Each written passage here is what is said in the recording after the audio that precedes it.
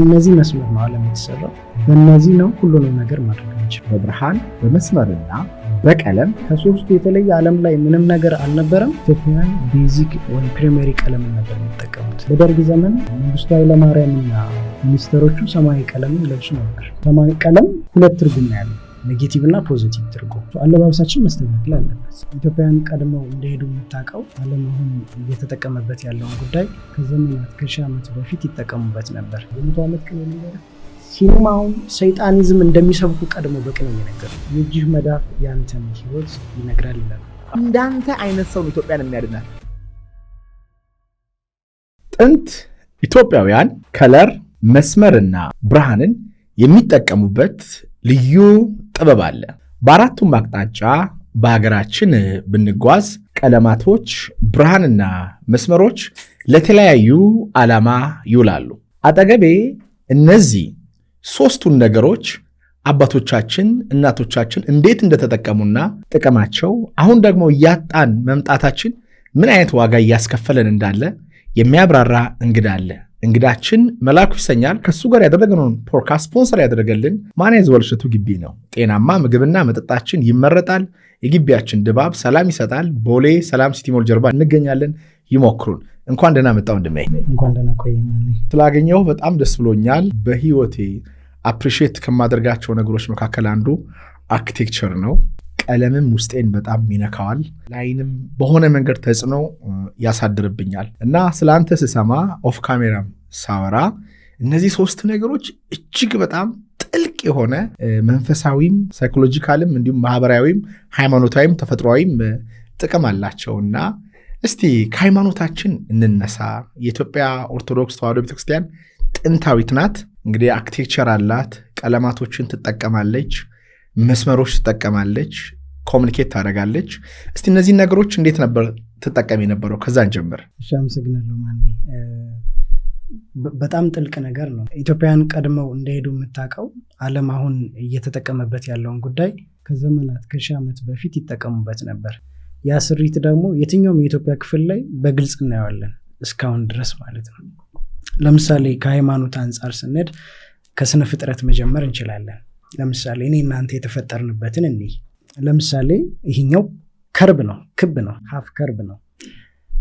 ሰላማዊ መስመር ነው። በመጀመሪያ ስለ ከርብ ስለ ላይን ማውራት ከፈለግ ሰላማዊ መስመር ነው ከርብ። ዓለም ክብ ናት፣ ጨረቃ ክብ ናት፣ ፀሐይ ክብ ናት፣ ጁፒተር የፈለግነውን ዓለም ብንጠቅስ ክብ ነው። ትልቅ መስመር የሚባለው ክብ ነው በሁሉም አይነት ስንሄድ። ስለዚህ ይሄኛው ሀፍ ከርብ ነው። ቅንድባችን ሀፍ ከርብ ነው። አይናችን ሽፋፊታችን ከርብ ነው።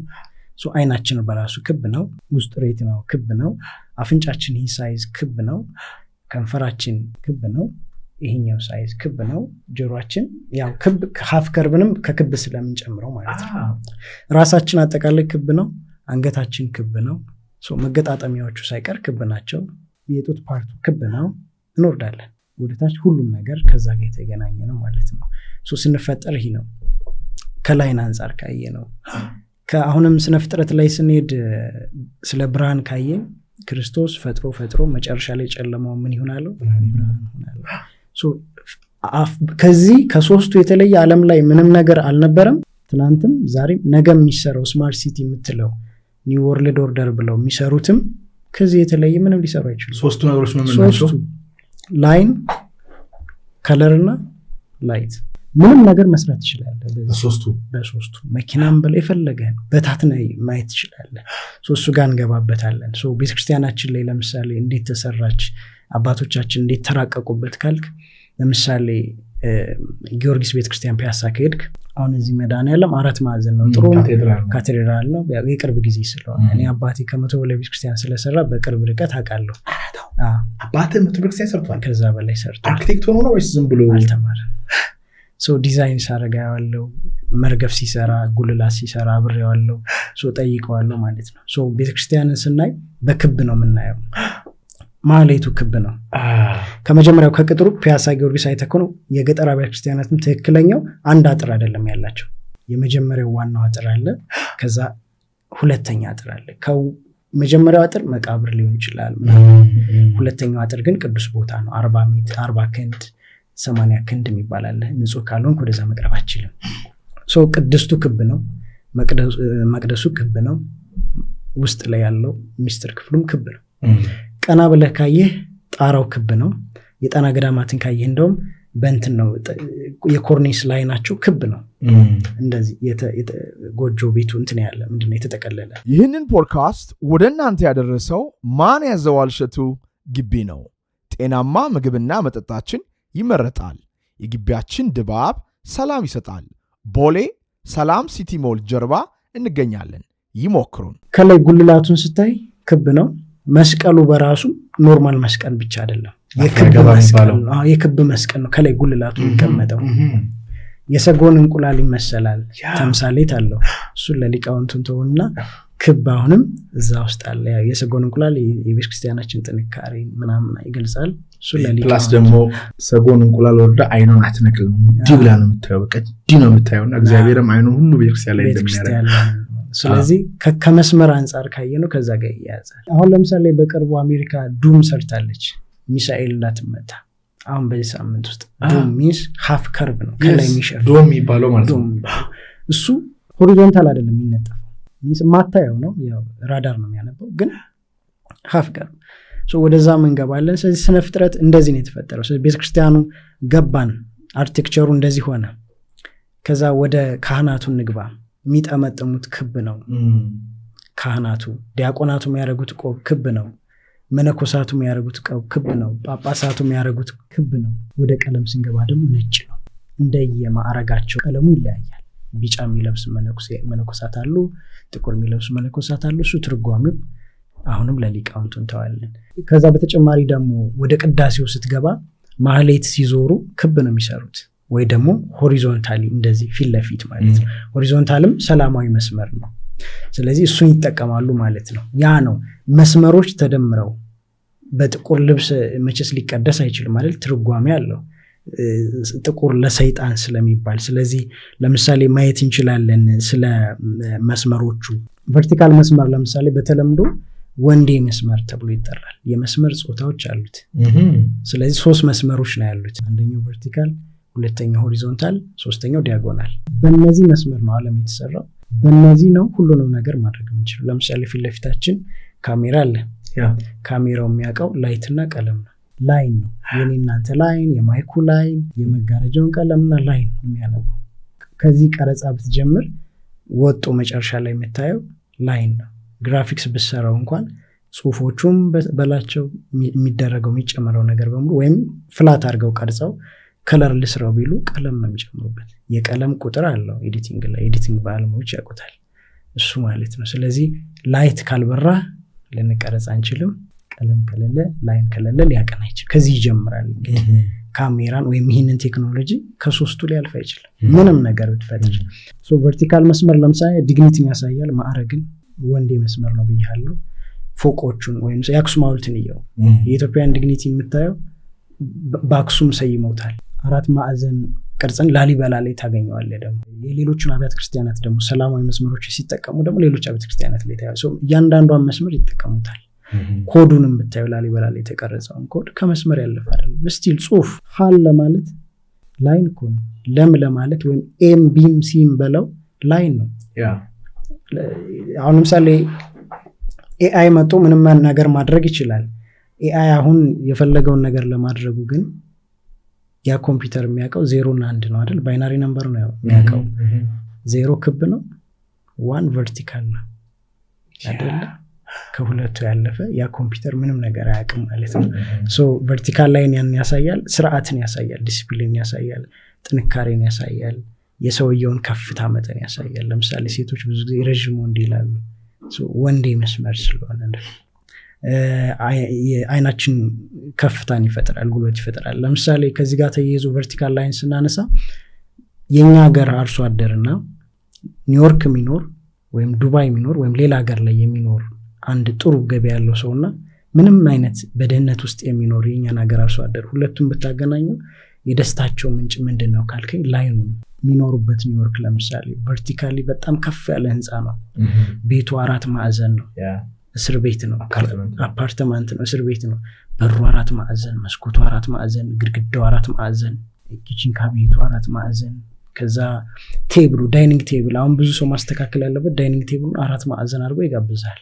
ለምሳሌ ይህ ቴብል አለ፣ እኔ እናንተ ይህን ቴብል ወደዚህኛው ብናዞረው እያናዘዝከ እየመረመርከኝ እንጂ እያወራን ዲስከስ እያደረግን አይደለም።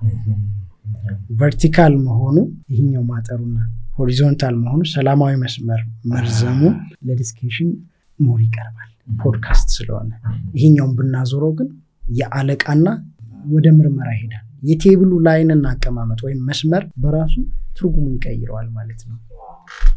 ኢትዮጵያውያን የሚኖሩበትን ቤት እንመልከት። ቤተክርስቲያኑ እንደዛ ሆነ። ለምሳሌ የኛ ስንማር ክላሳችን 4 ማዕዘን ነው፣ ብላክቦርዱ 4 ማዕዘን ነው፣ ላይቱ ስቲል 4 ማዕዘን ነው። የትምህርት ቤታችን ክላሳችን ለዲግሪ የሚደረግ 4 ማዕዘን፣ ቴብሉ የምንቀመጥበት 4 ማዕዘን ነው። የቤተክርስቲያን የቄስ ተማሪን እየው፣ ጠባብ ጎጆ ቤት ክብ ነች። ጎን ቅኔው ምኑን በቃሉ የሚሸመድደው እዛች ክብ ውስጥ ነው። እንደ ጥበቷ ከሆነ እስር ቤት ይሆን ነበር፣ ግን ላይኑ ያንን አፍርሶት ዝቅ ብሎ በሯት አጭር ነች። ዝቅ ብሎ መግባቱ ስርዓትን እየተማረ ነው። ወጣው ግን ከትንሿ ጎጆ ወደ ትልቁ ቤተ መቅደስ ይቀድሳል። ዝቅ ብሎ መለመኑ እንጀራ ለመኑ መማሩ በኋላ ከሁሉም የተሻለው ምግብ ለሱ ነው የሚቀርበው። ቅድም ያልኩ ዲግኒቲ በሌብል ደረጃ ለሱ የተሻለው ይቀርባል ማለት ነው። ስርዓትንም በላይን ያስተምሩናል ማለት ነው። ከትንሿ ጎጆ ወደ ትልቁ ቤተ መቅደስ፣ ከትንሿ ጎጆ ወደ እልፍኝ ወደ አዳራሹ ወደ ሰው ቤት ሲጠራ ያ ካህን ሲጠሩ የሚቀመጡበት ከፍታ ከዛ ይጀምራል ማለት ነው። ሆሪዞንታል መስመርን ብናይ ለምሳሌ ሰላማዊ መስመር ተብሎ የሚጠራ ነው። ባህርን መውሰድ ትችላለህ። ለምሳሌ ባህር ለጥ ያለ ነው አይደል? ብዙ ጊዜ ወደ ባህር ዳርቻ ሰው ይሄዳል። ለምንድን ነው? ሰላማዊ መስመር ነው። መቃብር ቦታን እየው የሚቀበረው እንዴት ነው? ሆሪዞንታል አረፈ አይደል የሚባል። ማረፊያ ቦታን ቀጥ አድርገህ ብትቀብረው ያ ሰው አረፈ ልትለው አትችልም። እንደ ሐውልት ማረፊያ ለመባሉ ሆሪዞንታል ያ ሰው መተኛት መቻል አለበት። እኛ ራሳችን ስንተኛ እንቅልፍ እንዴት ነው የምንተኛው? እንደ ቆም አንተኛ። ሆሪዞንታል ነው እረፍት፣ እንቅልፍ እረፍት ነው። እሱ ነው። ሆሪዞንታል መስመር ካለም ላይ ነው። የተረጋጋ መስመር ነው። ጸጥ ያለ ነው። ጽሞና ያለው መስመር ነው። ደካማ መስመር ነው። ፒስፉል ሰላማዊ መስመር ነው። የማያስፈራና የማያሰለች መስመር ነው። የረጋ መስመር ነው እና ሙቭመንት የለውም ምንም እንቅስቃሴ። ቅድም እንዳልኩ የውቅያኖሱ የባህሩ ማየት ትችላለህ። ለጥ ያለ ነው እና አንዳንድ ሰፈር ስትገባ ለምሳሌ የተያያዙ ቤቶች ታያለህ። አሁን የድሮ ሰፈሮች ካየህ ወደ ቀበና 4 ኪሎ ምናምን የድሮ ሰፈሮች ካየህ ቤቶቹ የተያያዙ ፒያሳ የድሮ ቤቶች የተያያዙ ስትሄድ ሰላም ይሰጣል። ለምን? ሆሪዞንታሊ ቤቶች የተያያዙ ናቸው። ፎቅ ስታደርገው ቨርቲካል ማህበራዊ ጉዳያችን ከዚህ ይህ ሰፈር ያምራል የተረጋጋ ነው ትላለህ፣ ግን የቤት አሰራሩ ጭምር ነው ማለት ነው። ሳብኮንሽስ ላይ የሚያወጣው ኢፌክት አለ ማለት ነው። ኢፌክት አለው። ዲያጎናል የቨርቲካልና የሆሪዞንታል ላይን በጣም አስደሳችና አስደናቂ ስሜትን ይፈጥራል። ለመግባትና ለመስራት እጅግ አስቸጋሪ ነው በስዕል ስታይ ወይም ለአርክቴክቸሮች ማለት ነው። ሌላኛው ዝግዛግ የምንለው መስመር ነው። እነዚህ ክብ ዝግዛግ ምናምን አጋዥ መስመሮች ነው የሚባሉት፣ ግን ኢትዮጵያውያን በብዛት የሚጠቀሙት እሱ ነው። ለምሳሌ ዝግዛግ መስመር መጋዝ አይተህ ከሆነ የመጋዝ ላይን ዝግዛግ ነው፣ ወይም የብስክሌት ፔዳሉ ዝግዛግ ነው። እሱ ለሙም የፍሬን የመኪና ውስጥ ገባ እሱ ላይን ማለት ነው። አስፈሪ መስመር እሱ ነው። ብዙ የሆረር ፊልሞች አይተህ ከሆነ እሱ ላይን ይጠቀሙታል። ወደ ዋናው ፖይንት ስንገባ ስለ ላይን ይህን ካል ኢትዮጵያውያን ለምንድነው ክብን አብዝተው ይጠቀሙት የነበረው ካልከኝ፣ ምግብን ቤዚክ ኒድ ከሚባሉ ምግብ አለ፣ መጠለያ አለ፣ ልብስ አለ። ሶስቱም በዚህ ነው የሰሩት። ምግባችንን ከመጀመሪያው ስንነሳ ይዘራል ሆሪዞንታሊ፣ እርሻው ሆሪዞንታል አይደል የሚታረሰው። ከተዘራ በኋላ ይታጨዳል። ማጨጃው ከርብ ነው፣ ክብ ነው። ከታጨደ በኋላ ይከመራል፣ ክብ ነው የሚከመረው። ከተከመረ በኋላ ይወቃል፣ መውቂያው ክብ ነው። ከክብ ደግሞ አሁንም ከተወቃው የሚወሰድበት ማቴሪያል በክብ ነው። አቁማዳ ሊሆን ይችላል፣ ማዳበሪያ ሊሆን ይችላል፣ በክብ ነው። እሱን ከወሰድክ በኋላ ጎተራው የምታከማችበት ክብ ነው። ከጎተራ አውጥተህ ስትፈጨው አሁን ወፍጮ መጥቷል እንጂ ድሮ ቋቱ ክብ ነው። ከተፈጨው አውጥተህ ስታቦካው አሁን በላስቲክ ሆኗል፣ ግን የድሮቹ አንዳንዶቹ እንጨት ጠርበው ሊሆን ይችላል፣ በሸክላ ሊሆን ይችላል፣ ግን በክብ ነው። 4 ማዕዘን ማድረግ ይችሉ ነበር። በዚህ ስታይ እንደውም ከአባቶቻችን እናቶቻችን በጥበብ በጣም ሄደው ነበር። ሴኩላሩ ዓለም ይህ ሁሉ የሚያስጥለን የፌሚኒዝም እንቅስቃሴ ኢትዮጵያ ውስጥ የሚያስፋፉት የሴቶቹን የጥበብ እንትን መንጠቅ ስለሚፈልጉ ነው። የተቦካው ሲጋገር ምጣዱ ክብ ነው፣ የተጋገረው እንጀራ ክብ ነው፣ መሳቢያው ክብ ነው፣ ወጦ መሶቡ ክብ ነው። ሰርተን ነው የምንበላው። ትንሽዬ እንጀራ ለብዙ ነን በልተን በረከት አለው እንላለን። የእንጀራው መጠን ሳይሆን የመስመሩ አየው እስካሁን ክብ ነው። ስቲል ድስቱ ወጡ እኮ የሚቀርበው በክብ ነው። ክትፎ የምታቀርበው በክብ ነው። እናቶቻችን ወጡን ሲያደርጉት ልክ ክብ ክብ አይነት ነው የሚያደርጉልህ። ዳቦችን ክብ ነው አይደለ? ቆሎ ወይም ጥሬ ሲያቀርቡልህ በክብ እቃ ነው። አሁን ያሉ ሳህኖችን አጥናቸው፣ የኪችን እቃዎችን ሂዳ አጥናቸው። ምን አይነት መስመር ነው ያላቸው? ቀለማቸው ስቲል በቀይ ሳህን እየሰጠኝ እንዲህ ልበላ እችላለሁ። በ4 ማዕዘን ሳህን በቀይ አስቡ። ከዚህኛው ከደረስ ሌላኛው ስንዘፍን በራሱ ክብ ሰርተን ነው። ሰርግብ ሲሆን ክብ ሰርተን ነው። ወይ ደግሞ ሆሪዞንታል መስመር በዚህና በዚህ ሁነን አይደለም የምንዘፍነው። ስናለቅስ ክብ ሰርተን ነው። ይህንን እንደ ኮድ ነው የሰጡን ማለት ነው ከጥንት ጀምሮ። ምክንያቱም ነፍሳችን በክብ ነው ከመሰረቱ። 3 ባህሪ ያላት ነባቢት፣ ልባዊትና ህያዊት ናት። እና 4ቱ ደግሞ ስጋ ነው። 4 ማዕዘን እሳት፣ ውሃ፣ ንፋስ፣ መሬት። ስለዚህ 2 ዓለም ነው ያለው። ስጋዊ ዓለም አለ በ4 ማዕዘን የሚመሰለው፣ ያ የዓለሙ ስርዓት ሜትሪክሱ ያለበት የሚያደንዘው ዓለም አለ ከእግዚአብሔር የሚነጥለው። ሌላኛው ደግሞ ነፍሳዊ ዓለም አለ በክብ የሚመሰለው ኢንፊኒቲ የሆነው። ምክንያቱም ሰርክል ገደብ አልባ ነው። አሁን ሳይንሱ ሳይኮሎጂ ብሎ ስም የሰጠው፣ እነሱ ግን በተለምዶ ምልህ ስም ስላልተሰጠው ነው። አሁን እኛ ላይን ምናምን ብለን የምንለው ለምሳሌ አባቶቻችን እናቶቻችን ብትጠይቃቸው ይሄኛው መስመር አለ ይሄኛው ቀለም አለ ደምና ይላሉ። ግን እንትኑን አይነግሩም። አለመውደዳቸውን ነው እንጂ ሴንስ ማድረግ ነው እንጂ የሚያዩት አትረዱም። ይሄኛው ከዚህ አንፃር ብሎ ግን ያውቁታል ምን ማድረግ እንዳለባቸው። ለምሳሌ አሁን ምግቡን በዚህ ካየ ነው። ሌላኛው ቤዚክ ልብስ ነው አይደል? ልብስን ቅድም እንዳልኩ ካህናት ሲለብሱ ነጭ ነው። አብዛኞቻችን ኢትዮጵያውያን ልብስ ነጭ ነው። የትም ኢትዮጵያ ክፍል ብትገባ እንደዛ ነበር። ነጭን እንዴት ሰሩት ካልከኝ የእናቶቻችን ጥበብ ነው። አሁን ጥጡ ነጭ ነው። ጥጡ ሲደወር ነው የሚባለው። በክብ ነው በከርብ ነው። እሱንን ሲፈትሉት እንዝርቱ ክብ ነው፣ የሚሽከረከረውም ክብ ነው። እሱን አሁንም መልሰው ለሸማኔው መወርወሪያ እንዲመች አድርገው መልሰው እንትን ይሉታል። በክብ ነው ሸማኔው የሚሰራበት፣ ያንን በክብ ነው። ገደሉ ራሱ የሸማኔው 4 ማዕዘን አይደለም፣ እግሩን የሚያስገባበት ክብ ነው። ዝም ብሎ አይደለም እንትን ያለው። እዛ ጋር የምታየው መስመር የአንዷ ክር ሳይቀር መስመር ናቸው። እነዛ መስመሮችን እናንተ የለበስ ነው። ይሄኛው ላይታይ ይችላል የፋብሪካ ስለሆነ፣ ግን መስመር ነው ልብስ ለመሆኑ። ቀለም ነው ደግሞ ይታያል። ብርሃን ስላለ ነው የምናየው። ለምሳሌ ቅድም ስለ ጨረቃ አንስታል። ጨረቃ ክብ ነች፣ ፀሐይ ክብ ነች። ቅድም እንዳለው ስነ ፍጥረት ላይ ግን ጨረቃ ክብ ብቻ ሳይሆን ላይት አላት፣ ብርሃን አላት ማለት ነው። ላይን አላት፣ ክብ ናት። ቀለም እንጨምርበት። ቀይ ቀለም ብትሆን፣ ቀይ ጨረቃ ብትሆን ምን ይፈጠራል አይደለ? አስጨናቂ። ጨረቃ ቀይ ስትሆን እኛ 60% ውሃ አይደል ውስጣችን ይረበሻል፣ ዌቭ ይፈጠራል። ጨረቃ ቀይ መሆኗ ብቻ አሁን ስለ ቀለምና ስለ ላይት አይደል ምናምን ስለ ብርሃን ቀይ መሆኗ ብቻ የሚፈጥረውን ነገር አስቡ። ዓለም ላይ ወንዝ በተለምዶ የውሃ ቀለም አለ የምናውቀው። የወንዙ ውሃ ቀለም አሁን ቀይ ሆነ ሲባል እንሰማለን ወደ መጨረሻው ዘመን ስለሆነ። እሱ ቀይ መሆኑ ምንድን ነው? ቀለም እኮ ኖርማል፣ ግን የሚያመጣው ለውጥ አለ ማለት ነው። ይሄው ስነ ፍጥረት ላይ ሳይቀር እና እሱ ነው። ስለዚህ ልብሳችን በዚህ መልኩ ነው የሸመኑት። ነጭ ነው የሚለብሱት። ከላይ ካህናቱ ነጭ ነው የሚጠመጥሙት ብያለሁ። አንዳንድ አረጋውያንም ነጭ ይጠመጥማሉ። ጋቢው ነጭ ነው። እጀ ጠባብ ከሆነ እጀ ጠባቡ ነጭ ነው። ሱሪው ነጭ ነው። ኤቭሪቲንግ ነጭ። የሴቶቹም ቀሚሱ ነጭ ነው። ወገባቸው ላይ የሚያስሩት ነጭ ነው። ነጠላቸው ነጭ ነው። ለምን ደግሞ ነጭ ብቻ ደግሞ አያደርጉም? ባላንስ የሚባል አለ ለሁሉም ነገር፣ የከለርም የላይትም የብርሃንም ባላንስ እንዴት ያደርጉታል? ቀለማት ይጨምሩበታል። ከዛ ነጭ ልብስ ላይ ወይ ቀይ ወይ ሰማያዊ ጥለት ያስገቡበታል ማለት ባላንስ፣ ነጭ ብቻ እንዳይሆን። ያም ትርጉም አለው። ለምሳሌ የኪዳነ ምሕረትን ስዕል በተለምዶ ብታየው ከውስጥ ቀይ ነው፣ ከላይ ሰማያዊ ነው። ሁለቱ ቅዱሳን አረንጓዴና ቀይ ነው የለበሱት። እሱኑ ልብስ ኢትዮጵያውያን እንደ ነገስታት ብታያቸው ሰማያዊ ካባ ይለብሳሉ፣ አረንጓዴ ካባ ይለብሳሉ፣ ቀይ ካባ ይለብሳሉ። RGB ይባላል። ፕራይመሪ ከለር ነው፣ የመጀመሪያ ቀለም ነው። ሬድ፣ ግሪን፣ ብሉ። በእነዚህ 3 ቀለማት ነው 3000 ምናምን ቀለም የምትፈጥረው። አሁን 3000 ምናምን ቀለማት አለው። 50 ይህን ቤት ልታስቀባ ብትሄድ ቀለም ልገዛ ስትሄድ ቁጥሩ ነው የሚጠይቀህ። አረንጓዴ ብትለው አረንጓዴ ምን አይነት የራሱ ኮድ አለ። 3000 ምናምን ቀለም የምትፈጥረው ግን በእነዚህ 3 ቀለማት ነው። ስቲል ነጭ ከመስራች ቀለም አይደለም።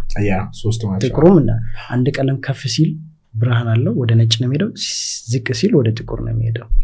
በእነዚህ 3 ቀለሞች ነው ማለት ነው አመጣጥነህ ቀለምህን የምትፈልገው። ኢትዮጵያውያን ቤዚክ ወይም ፕሪማሪ ቀለምን ነበር የሚጠቀሙት። ቤተክርስቲያን ገብተህ ስዕሎቹን እያቸው፣ ሰማያዊ፣ አረንጓዴ፣ ቀይ ምሳሌ አለው የሚወከልበት ለምን እንደዛ እንደሆነ።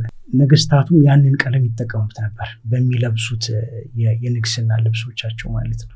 ለምሳሌ በደርግ ዘመን መንግስቱ ኃይለማርያም እና ሚኒስተሮቹ ሰማያዊ ቀለምን ይለብሱ ነበር። ለምን ቀይ ያላረጉት? ለምን አረንጓዴ ያላረጉት? ለምን ነው ዘመን ያረጉት? ሌላ ሚስጥር አለ እንደኛ ማለት ነው። ለምሳሌ የሰማያዊ ቀለምን ትርጉም ብናይ ሰማያዊ ቀለም 2 ትርጉም ነው ያለው፣ ኔጌቲቭ እና ፖዚቲቭ ትርጉም። የሰማያዊ ለምሳሌ እንዲህ ሰማያዊ የለበሰ ትሁት፣ ወዳጅ ነው፣ አስደሳች ነው፣ ቀዝቃዛ፣ በረድ ያለ፣ ራሱን የገዛ፣ ደህንነቱን የጠበቀ፣ አስተማማኝ፣ ምቹ፣ ደግ፣ ተወዳጅ፣ የሚያረካ፣ ማህበራዊ የሆነ ሰው፣ ግርማ ሞገስ ያለው። ከዚህ ውስጥ ግርማ ሞገስ፣ መሪነት፣ ከፍታ ብናይ፣ ዲሲፕሊን ብናይ አንድ መንግስት ግርማ ሞገስ ያስፈልገዋል።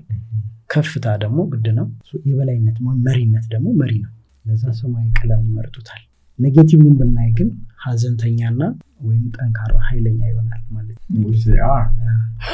ስለዚህ አሁን ጂንስ ዓለም ላይ እኛ ሳይቀር የምንለብሰው እሱ ነው። ግን ጂንስ ቀለምን የሰጡን ዝም ብለው አይደለም። አሁን በጥቁርም በምንም መጥቷል በብዙ ቀለሞች። ግን አብዛኛው ሰማያዊ የሚለብሰው አስበው አለባበሳችን መስተካከል አለበት። ምን አይነት ፊሊንግ ነው? ለምሳሌ ፐርፕል ከለር እኛ እንወደዋለን። የእኛ ፖድካስት መንፈሳዊነት ላይ ስለሚያተኩር ነው። የንጉሳውያን ከለር ነው። ድሮ ኢትዮጵያ ውስጥ ይሁን አላውቅም፣ ውጭ ሀገር ላይ ይሄንኛውን ከለር ማንም ሰው ተነስቶ መልበስ አይችልም። በዚህ ኮፍያ፣ ቲሸርት የኖቢሊቲ ከለር ነው እና ስታጠናው ሞር ከስፒሪቹዋሊቲ ጋር ይገናኛል። ሰው ምን አይነት ስሜት ነው ሰው ላይ መፍጠር የፈለግከው? ለምሳሌ ሆረር ፊልም የምትሰራ ከሆነ ከለር ግሬዲንግ ምን መሆን መቻል አለበት? ኢንተርቴንመንት ከሆነ ምን መሆን አለበት?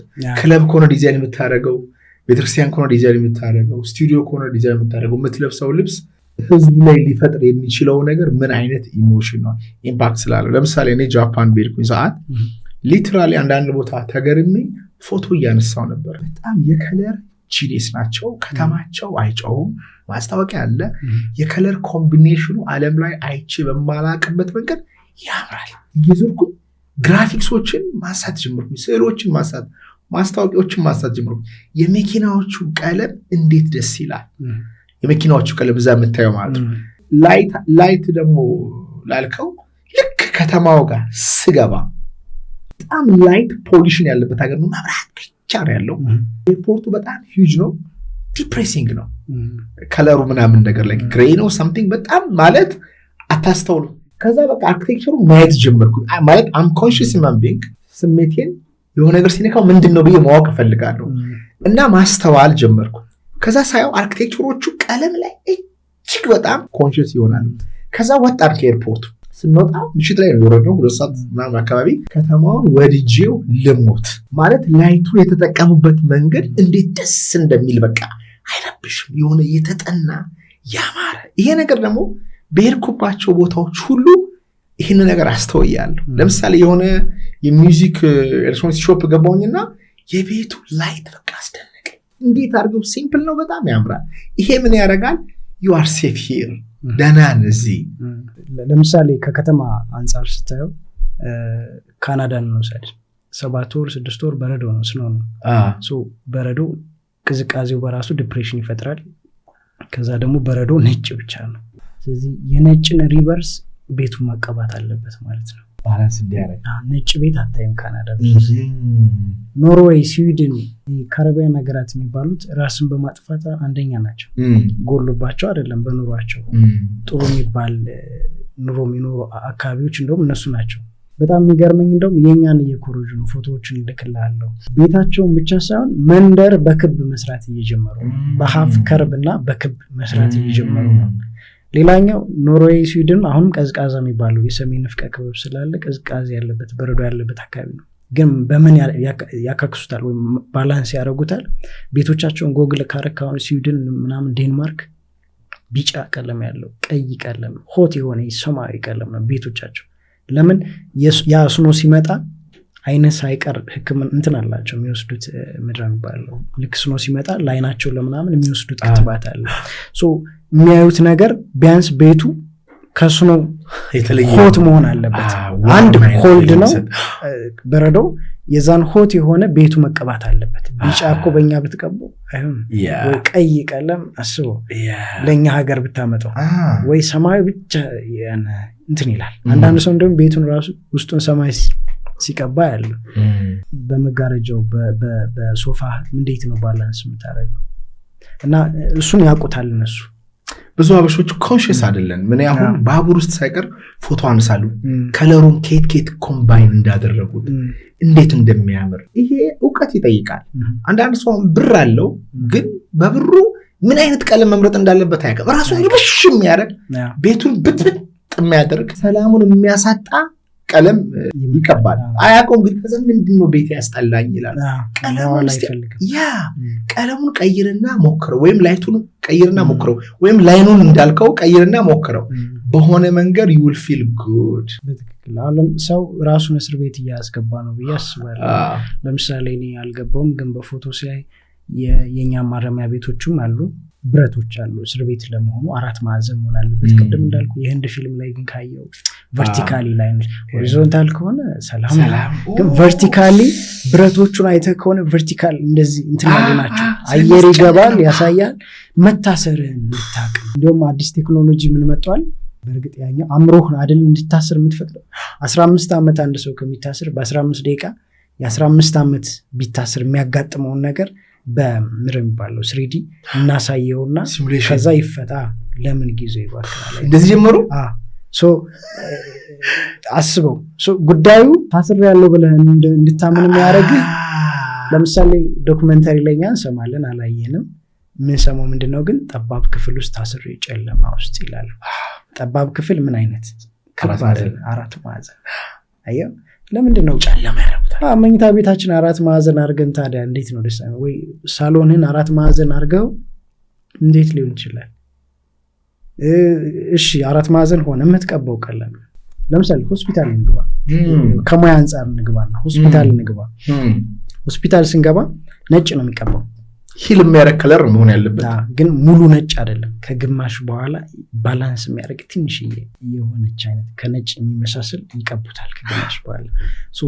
አልጋው ነጭ ነው፣ የግሉኮስ መስቀያው ነጭ ነው፣ ቴብል ካለ ነጭ ነው፣ ሁሉ ነገር ነጭ ነው። እዛ ጋር የምታየው በሙሉ ዶክተሮቹ ምን ይለብሳሉ? ነጭ ጋውን። ላይቱ ራሱ ፍሎረሰንት ጥሩ ነው። እሱን ነገር ነጭ ነው። አሁን እኮ የዲጂታል ዓለሙ ወደ ፍሎረሰንት እየሄደ ነው። ቢጫ ላይት ምናምን። አሁን ያን ታካሚ ቀይ አብርተህበት ኦፕራሲዮን ብታረግ አስበው። ዶክተሮቹ አረንጓዴ ነው የሚለብሱት ኦፕራሲዮን ክፍል ሲገቡ ወይ ሰማያዊ። ያ ሰው እንደነቅ ከኮማ ከኦፕራሲዮን ሲሰጥ ማደንዘዣ ይሰጣል። ከኮማ እንደነቃ የሚያየው ነገር ቀይ ጋውን ለብሶ እዛ ጋር ደግሞ ደም ሊኖር ይችላል ኦፕራሲዮን የተሰራው። እሱን እያየ ሊያሸልብ ይችላል ወይ መልሶ ኮማ ውስጥ ጭራሽ ሊገባ ይችላል። ዶክተሮቹ የሚለብሱት ጋውን ምክንያት አለ ለዛ ሆስፒታል። ብዙ ኮንስፓይሬሲዎች አሉ። ለምሳሌ ስለ ነጩ መብራትና ስለ ዋርሙ ምረት ብትለኝ አቹዝ ዋርም ነጩ ምንም ፊሊንግ የለውም። ያንተ ሳይኮሎጂ ነው። ለምሳሌ ሌላኛው ዛሬ እኔ እናንተ የለበስነው ልብስ አለ። በአጋጣሚ ለብሰው ከሆነ ወይ ስጦታ መጥቶልህ ከሆነ ወይ ቸኩለ ለብሰው ከሆነ ምክንያትህ መታወቅ አለበት። የለበስክበት ሲቹዌሽን አስበህበት ግን ይህን ወደኸው ለብሰው መጣህ ከሆነ የዛሬ ሙድህን ዛሬ አይቼ የለበስከውን ልብስ አውቀዋለሁ። ባህሪን ይገልጻል። የዛሬ ሙድ እንዴት ነው? ሃፒ ነው ማለት ነጭ ጥሩ ነው። አንዳንድ ሰው በተለምዶ ጥቁር ልብሶች እንደውም ቲክቶከር ስሟን ሳናስፈቅድ ላለመጥራት ነው። ታዋቂ ቲክቶከር መጋረጃው ጥቁር ነው፣ አልጋዋ ጥቁር ነው፣ የምትለብሰው ብዙ ጊዜ ጥቁር ነው፣ ኮሜንት አድርጌላት ነበር ሳናስፈቅድ ላለመጥራት ነው በቃ እና እሷ ራሱ ያልሽ ሁሉ ነገር ጥቁር ነው የቤቴ ዕቃ እያለች እያሳየች ነበር ታዋቂ ቲክቶከር ነች ታውቃታለህ ይቺ ሰው ሳይኮሎጂካሊ መረዳት አለባት ሎጎ ብራንዲንግ ላይ ስንገባ ብራንዲንግ ትልቅ ነው አሁን ኮካ ለብራንዲንግ ስንት ቢሊዮን ዶላር እንደሚወጣ ታውቃለህ ከሚሰሩት 7% ለማስታወቂያ ያወጣሉ ላይክ 100 ቢሊዮን ዶላር ከሆነ ካላቸው 7 ቢሊዮን ዶላር ቀጥታ ለማርኬቲንግ ይወጣል ማለት የኛ ሀገር በጀትን ይበልጠዋል ማለት ነው አንድ ካምፓኒ ለምሳሌ ኮካኮላ ከስፕራይት ጋር ቀለሙ ተመሳሳይ ነው በፍሌቨር ሊለያዩ ይችላሉ በሚሰሩበት እንትንም ሊለያዩ ይችላሉ ኮካኮላ ግን ለምሳሌ የፕሮሞሽን ሳይኮሎጂስት ስትወጣ ኮካኮላ ሚል የተለጠፈ ኮካኮላ ማስታወቂያ ትሰማለህ ሬዲዮ ላይ ወይ ታክሲ ላይ ስትሄድ ምናምን ካፌ ስትቀመጥ ኮካ ያ ድግግሞሽ ይባላል የድግግሞሽ አንድ ነገር ሪፒቲሽን ሲደጋገምብህ ያንን ነገር ታረጋዋለህ ሳትወድ በግድ ምን ላምጣልህ ስትል ኮካ ልትሉት ይችላል እሱ የዛኛው ሳይኮሎጂ ነው የሰሩት ጨዋታ ግን ጠርሙስ ላይ ነው ስለዚህ የኮካን ጠርሙስ ካየው ከዚህ ብራንድ ስለሌለው ነው ይሄ ውሃ ከዚህ ጋር የተቀራረበ ነው ሴት መስመር የሴት ቅርጽ 8 ቁጥር ያለው መስመር የሴት መስመር ደግሞ ሞር ተወዳጅ ነው ኦ ማይ ጋድ ስለዚህ ይህን ሃይላንድ ውሃ የሀገራችን ምርት ነው ሌሎች ምርቶችም ሊኖሩ ይችላሉ ይሄ የሴት መስመር ነው ማለት ነው ክብ ነው ቀለም አለ የውሃን ይወክላል እነዚህ ሪንጎችን አያቸው ክብ ናቸው ክብ ያንዳንዱ የ2 ሊትር ውሃ ስታይ ደግሞ የተራራ አይነት ነገር ያለው በተለምዶ ሱዳን የኖረ ሰው ጋራው ሸንተሩ ትዝ አለኝ ምናምን አይልም ሙዚቃዎቻችን ሳይቀር ኢትዮጵያውያን ለምንድን ነው ጋራው ወንዙ ምናምን ሸንተሩ ምናምን ስላለ ነው ጋራውም ስትሄድ 40 ሚኒት ስትሄድ ይኸው ጋራው እንደዚህ ከርብ ትዝታ አለበት ሸንተረሩስ ወንዙ እንዲህ ብሎ ቀጥታ አይሄድም እሱ ላይን ነው በኔቸርም በአርቲፊሻል ሰው ሰራሽም ኢትዮጵያ በኔቸር እንትን ያለች ናት የሚባለው ከዚህ አንፃር ነው ተራራ ከፍታን እንወዳለን ክርስቲያን ኢትዮጵያን በተለይ ቤታችን እንትን ላይ ገደል ላይ አንሰራ የሚታረሰውን ከታች ከላይ ነው ቤታችን መንሰራ ዲግኒቲን ያሳያል ከፍታን ያሳያል ያልተገዛ ነው ተራራማ ሀገር ስለሆነ ነው ይህን ሃይላንድ ውሃ ብናየው እና ሌላ ሃይላንድ ውሃ አራት ማዕዘን የሆነ ሃይላንድ ውሃ እኩል ብናስቀምጥ ምንም ስለ ቀለም ስለ ላይን ስለምናምን የማያውቅ ሰው ምረጥ ብትለው እኔ እናንተ ሶዲየም መጠኑን ምናምን ካልሽየም ምናምን ልትል ትችላለህ ያኛው ሰው ግን ይሄን ነው የሚያነሳው ለምን የዚህ ውሃ ብራንድ ምን ይሁን ጥሩ ይሁን አይሁን አያውቀው በሃይላንዱ ቅርጽ ብቻ ማርኬቲንግ ቢሊዮን ዶላር ምሸጣ እዚህ ጋር በሰራው በውጭኛው እንትን ላይን ነው ምክንያቱም ሰው የሚገዛው በሳብኮንሽስ አምሮ ነው በፊሊንጉ ነው ማስታወቂያ ምስ ነው ታርጌቱ ለምሳሌ በጣም ከሚገርመኝ አባቶቻችን ጠንቅቀው ካዩት አንዱ 6 የስሜት ሕዋሳት አሉ ይባላል አይደል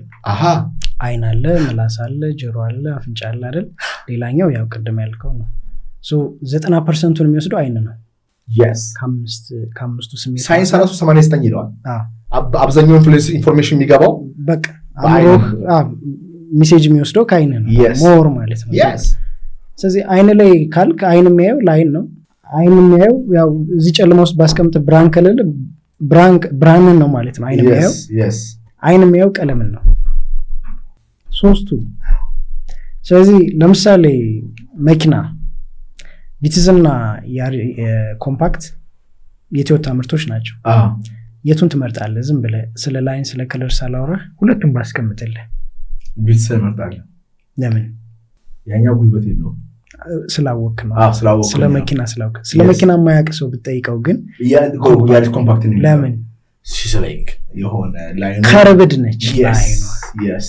ጥንካሬው የሚያውቀው ግን ስለ መኪና የሚያውቅ ሰው ደግሞ መኪና ማርኬት ላይ ሲያወጡ ፌራሪም በለው ላምቦርጊኒም በለው ራሱ ቶዮታም የፈለከውን ካምፓኒ ተመሳሳይ ምርት አምርቶ በቀለም ብቻ ዋጋቸው ይለያያል አብሶሉትሊ ቀለሙ ምንድነው አይፎን ራሱ አይፎን አሁን 4 ከለር አይደል ያለው ከለሩ ለምሳሌ ብሉ የሚለው በጣም ሊወደድ ይችላል በቀለም ብቻ እኮ ከሚሊየንስ በላይ የሚጨምር ይቀንሳል እሱ ማለት ነው ዓለም የተሰራው ቅድም እንዳልኩ ስነ ፍጥረት ላይ ነካ አድርገናል እነሱ ይግቡበት አሁን ዓለም ያለው በዚህ ነው ነገ ስማርት ሲቲ ብለው ኒው ወርልድ ኦርደር ብለው በሚገነቡት ከተማ ከላይት ያለፈ ከቀለም ያለፈ ከላይን ያለፈ ስራ ምንም አይሰሩ ለምሳሌ መኪና ውስጥ ሳንወጣ መንጃ ፍቃድ ልትወጣ ስትሄድ ምንድን ነው የተማርከው? ስነ ባህሪ ተማርክ። ሌላውስ?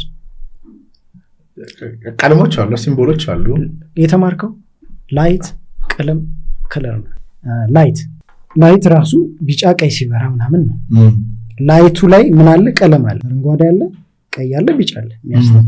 አለፍ ወይ ቁም ምናምን።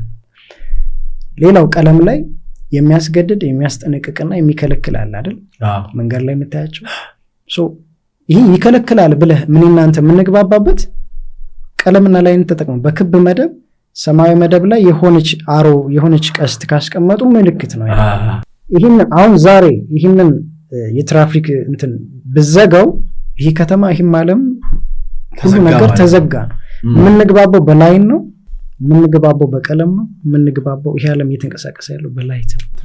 ትራፊክ ላይት ራሱ አረንጓዴ፣ ቢጫ፣ ቀይ መንገዱ ራሱ የተቀባው ቢጫ የተቀባው ነጭ የተቀባው መስመር ነው። ቀለምና መስመር ሁለቱ ተደባልቆ መኪናን እንፍጠር። ለምሳሌ መኪናን እንፍጠር። ጎማው ክብ ነው፣ መሪው ክብ ነው። ውስጥ ኢንጂን ውስጥ ግባ፣ ክራንክሻፍት ካምሻፍት በላይ የፈለገን ብትጠራ የማርሹንም ፓርት ከክብ ያለፈ አይደለም። ብትንትን ብታደርገው እንደዚህ አይነት ዕቃ ነው የምታይ። መኪናን ለመፍጠር ላይን ማወቅ አለብን። ይህን ቤት እንገንባ፣ አርኪቴክቱ ምንድን ነው የሚያደርገው? መስመር ነው፣ ድሮይንግ። እያንዳንዷ መስመር ነች ይህን ከተማ፣ ይህን ሀገር፣ ይህን ዓለም የገነባው መስመር። ጂኦሜትሪ ምን ታውቃለህ? ብዙ አላውቅም። አሁን እኛ ለምሳሌ ቲያትሪካል አርት ስትማር ቲያትሪካል አርት ብቻ አይደለም ትማራለህ፣ ፊልም ትማራለህ፣ ሚዲያ ትማራለህ፣ ሊትሬቸር ትማራለህ፣ ሶሲዮሎጂ ትማራለህ፣ ሳይኮሎጂ ትማራለህ፣ የካራክተሩን ሳይኮሎጂ ቅድም እንዳልኩ፣ ፍልስፍና ትማራለህ። ለምሳሌ ኢዝሞች አሉ 18 የሚደርሱ ኢዝሞች፣ ሪያሊስቲክ፣ ሪያሊዝም፣ አብዘርዲዝም፣ ኢፒክ ምናምን ሲዝም ብሏል ቦማር ላይ። የዓለም በራሱ የሚመራው በኢዝም፣ ካፒታሊዝም፣ ሶሻሊዝም ነው። ከነዛ ውስጥ ሴሪያሊዝምን ብትወስድ ሴሪያሊስቲክ ቅድም ያልኩን ጨዋታ የሚጫወቱ ድብቁ ከሁለቱ የዓለም ጦርነት በኋላ ነው እነዚህ ፍልስፍናዎች የመጡት። በጣም ጭካኔ ታይቷል። በሁለተኛ ዓለም ጦርነት የሰው ልጅ የጭካኔን ጥግ እዛ ጋ አይተውታል። ከዛ በኋላ ነው የፍልስፍና የመጣው። ሴሪያሊስቲክ ሚንስ የሆረር ጭካኔ የሞላበት ፊልም አይተህ ታውቃለህ? እና እየነገሩን ያለው ይሄ የድብቁ የአእምሯችን ክፍል ነው። ህሊና እሱን ካልተቆጣጠረው ዓለም ይዛባል። እንስሳዊ ባህሪ ትሆናለህ ማለት ነው። እሱ ነው የሚጫወቱ። አሁን ቅድም ያልኩ ብራንዲንግም ላይ በለው ይህ ነው የተሰራው። መኪናንም ስራ፣ አውሮፕላንም ስራ። ለምሳሌ አመትን ቁጥር እና በቁጥር ወዴት ነው የምትሄደው? ወደ ብርሃን አመት ነው የምትሄደው። ብርሃን ከቁጥር ጋር ብርሃን አየሁ መቁጠሪያ ሁሉ ይሆናል። ሚሳኤል ስራ ፍጥነቱን ወይም የሆነ ጄት ስራ ፍጥነቱን በምድር በሆነ ብርሃን እንትን ይላል። ስፒዱ አሁን እየቀረጻ ራሱ ላይት ባይኖር እንዴት በቃ የለም። መጀመሪያ ካሜራ ስገዛ አይተውት ቀረጻ ያበደ የነሱ ይበርስ ምንም የለም። ምንድን ነው ስል ላይት እና ሮፍና የሚባል ሙዚቀኛ ለምታውቀው ከሆነ እና አንዴ አግኝቼው የሆነ ቪዲዮ እየቀረጸ በቃ ስለ አሜሪካን ነገረኝ። ምን ያህል ላይትን እንደሚጠቀሙ ለፊሊንግ ማለት ነው። ገባ? ለፊሊንግ ላይት ፕላይስ ቬሪ ክሪቲካል ሮል። ምክንያቱም ያ ሳብኮንሽስ አእምሮ የሚሰራው በፊሊንግ ነው። ጥያቄ ምንድን ነው? ድሮ አሉ ዲዛይኖቹ በሙሉ ክብ ነበሩ። ካቴድራሎች ክብ ነበሩ። ሮም ብትሄድ፣ የጥንት ስልጣኔዎች ላይ ብትሄድ፣ ኢትዮጵያ ውስጥ ብትሄድ ሁሉም ህንፃዎች ክብ ነበሩ እና ሰዎች ፍሪ ነበሩ። ሰዎች አላይንድ ነበሩ። ሰዎች ኮንሽስ ነበሩ። ከዛ በኋላ ነው ወደ አራት ማዕዘን እየወሰዱ መንጋውን ኮሌክቲቭ ኮንሽስነሱን ሳብኮንሽሱን ለመንካት ብለው ነው አንድ አይነት ከለር የሆነ ላይት የሆነ ላይን በሆነ መስመር ውስጥ ሰው እንዴት ይሄን ነገር ሰምተህ ታውቃለህ? እሱን እኮ ነው እያወራን ያለን። ለምሳሌ ከዚህ የተሰወሩ ዓለማት አሉ። ወደ እነሱ መሄጃ ምድር የሚባለው ክብ ነው። ወደዛ ዓለም ለመውጣት ስፔስ ስታርጌት ስታርጌት በቃ ከዚህ ዓለም ወደ ሌላ ዓለም መሸጋገሪያ ብትለው አራት ማዕዘን አይደለም ፖርታሉ ማለት ነው። ፖርታሉ ክብ ነው።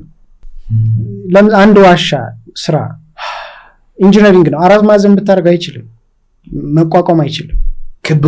ክብ ከሆነ የባቡር እንትኖቹን ዋሻዎቹ ታነሎቹ ነው እንደዛ ነው። ኢንጂነሪንግ ነው። ባይዘ ላይን የምናወራው ኢምቢሊየንስ ዶላር ነው። ነገ ደግሞ አስበው ይሄ ዓለም ቅድም እንዳልኩ ነው እና ኢትዮጵያውያን ቀድመው ነበር የሚባለው ለዚህ ነው። አክሱም ነው 3000 ዓመት ነው አይደል? አክሱም ቅድም እንዳልኩ ቨርቲካል ነው፣ ዲግኒቲ ነው።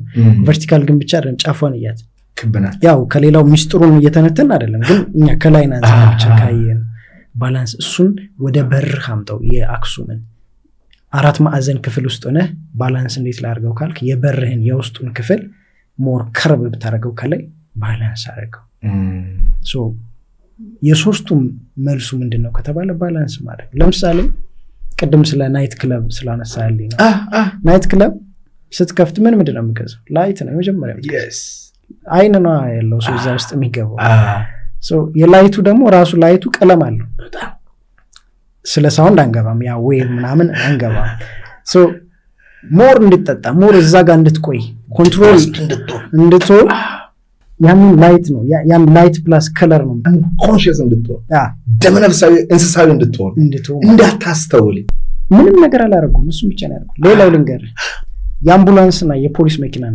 ዲፈረንስ ልንገርህ አምቡላንስ ሳውንዱን ቅድም ስለ ሳውንድ ኢንጂነሪንግ አንገባም ግን ሳውንዱ አምቡላንስ ሲጮህ ሞር እንድትበተን ነው ትራፊኩ ልክ እንድትለቅለት ነው ኢንጂነሪንጎች የሰሩት ያን ሳውንድ ሙዚቃ የሚማሩ ሰዎች ያውቁታል የሲኖክላክ ሳውንድ ብርግጋ እንደዛ ማለት ሶ ያ የአምቡላንስ ሳውንድ ፕላስ ላይቱ ልክ አሁን የፖሊስ መኪናና የአምቡላንስ ይመሳሰልብናል ይለያያል ለሳኮንሺየስ ዲፌንስ የአምቡላንስ እንዲበተን ነው የፖሊስስ እንድትፈዝ እንድትቆም ካመለጥክማ ለምን ያበራባል ሶ የፖሊስ መኪኖች ላይት ሞር ወንጀለኛው እንዲፈዝ ነው የሚበሩት ሳውንዱ ደግሞ ይጨመራል ቅድም እንዳልኩ ለምሳሌ መርጦ ለማርያም መሰለኝ የሆነ ፎቶ ያየው ነበር ካቴድራሎችም ላይ ያለ አይ ቲንክ ቦሌ መድኃኔዓለም ላይ የሆነ መስኮት ክብ ሆኖ አበባ የሚመስል ይሄ መስቀል የሚመስል መሀል ያለው አፍሮ አይገባ የሚባለው መስቀል መሰለኝ አፍሮ አይገባ ሳይሆን በቃ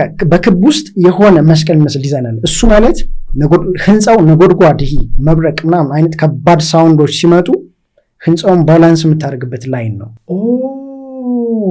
በመስኮትህ ብቻ ያንን የሚመጣውን በእንትን መቀነስ ትችላለህ ሪፍሌክት ያደርጋል መልሶ እንዲቋቋም ህንፃው ያደርጋል ያንን መርጦ ለማርያም ዛሬ ስንት ሺህ ዓመት ሰርተውታል እነሱ አሁን ሮም የአውሮፓውያን ግን አሁን ድረስ ይጠቀሙታል ላይንን ተጠቅመ ነው ይህን የምትቆጣጠረው ያንን ዌብ ይሰብረዋል ማለት ነው የሚመጣው ይቋቋመዋል ክብ ማለት በጣም ረቂቅ ነው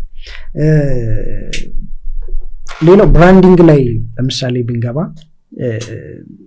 ለምሳሌ የኮመርሻል ብራንዲንግ እንግባ አቢሲኒያ ባንክ ወይ የሆነ ዳሽን ባንክ የፈለከው ንግድ ባንክ ሊሆን ይችላል ምናቀው በስም በቃ እንጠራዋለን ገና ስም አቢሲኒያ ስትል ቢጫና ጥቁር ይመጣብኛል በቃ እሱ ነው ብራንዲንግ ማለት በምንድነው ያወቅነው በቀለሙ በላይን ይሄ ዓለም እየተዘወረ ያለው እዚህ ነው ሚዲያንም ስትሄድ አብዛኞቹ ሚዲያ ፋናን ከኢቲቪ የምንለየው እኮ ሎጎን አይተን የኢንተርቴይንመንት ከሆነ ሌላ ጠልቄ አልገባም እርግጠኛ መሆን ስለማልችል ግን አሁን ኮካኮላ ቅድም ያሳየው ምሳሌ አለ ጽሁፉ ኮካኮላ ሌላ ስም መስጠት ይችላል ትርጉሙን ለምን አወጡትና እዛ ውስጥ አንገባም ግን ሲ ከርብ ነው ኦ ክብ ነው ሲ አሁን ፊደሎችን ቁጥር ክብ ናቸው ለክብ የቀረበ ነው ሞር ሳቢን ማለት ሲ በኖርማል የምጽፈውና ያኛው ኦልሬዲ ወደ አብስትራክት የሆነ አይነት ላይን አለ ዝም ብሎ አይደለም ቶዮታ መኪና ነው ቶዮታ ክብ ነው ሎጎ ስሙን ይገልጻል ብትበታትነው ጽሁፍ አለ ቲ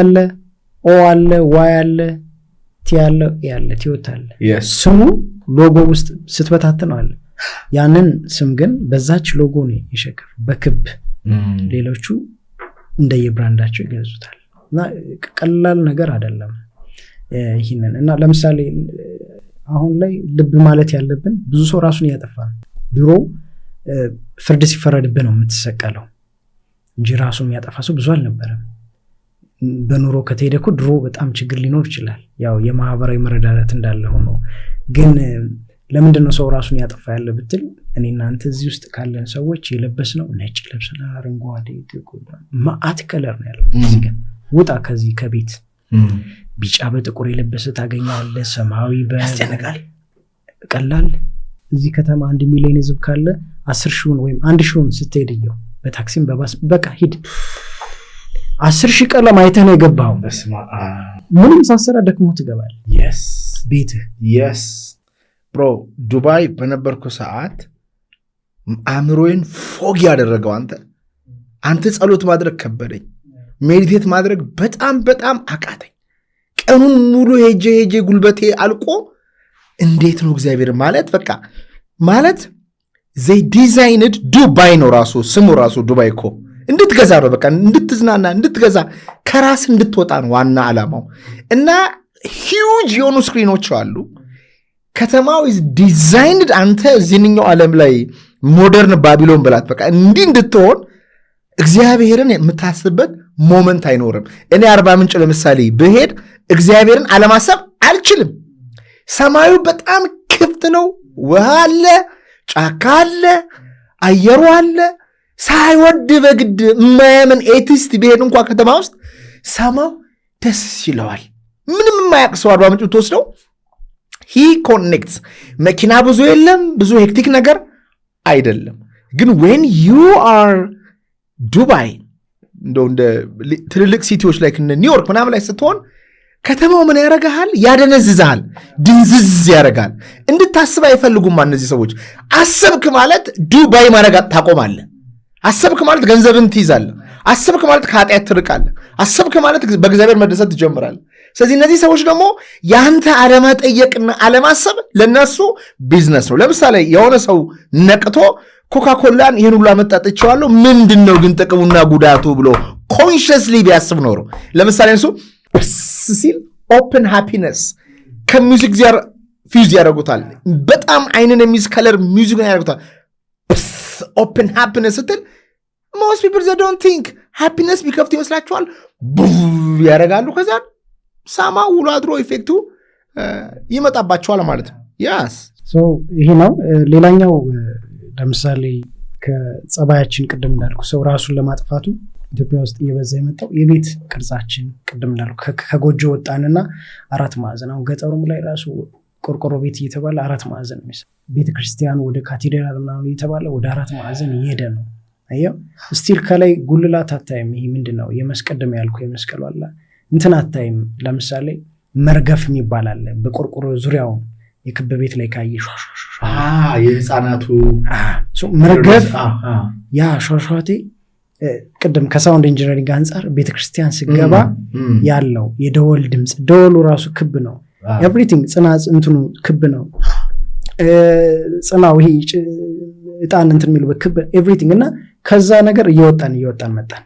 ልክ አራት ማዕዘን መኖሪያ ቤት ዳይኒንግ ቴብላችን ከሞሰብ ወጣንና በቴብል ሆነ አራት ማዕዘን። ሰዓኖቻችን ከሞሰብ ከእንትን ወጣንና አራት ማዕዘን መጠጫ ለብቻ ቅድም እንዳልኩ ስንዘፍን ክብ ነበር፣ ስንበላ ክብ ነበር፣ ስንጠጣ ክብ ነበር። አሁን ለየብቻ በቃ ጥግጥግን ይዛራ ማለት ነው። ከዛ ደግሞ ቀለም መጣ። ለምሳሌ እናቶቻችን ቅድም እንዳልኩ ጋኑን ሲሰሩት ወይም ማድጋውን የሆን ሲሰሩት በአፈር ነው። አፈር የኛ ስሪት ስለሆነ ከለሩ አይረብሽም።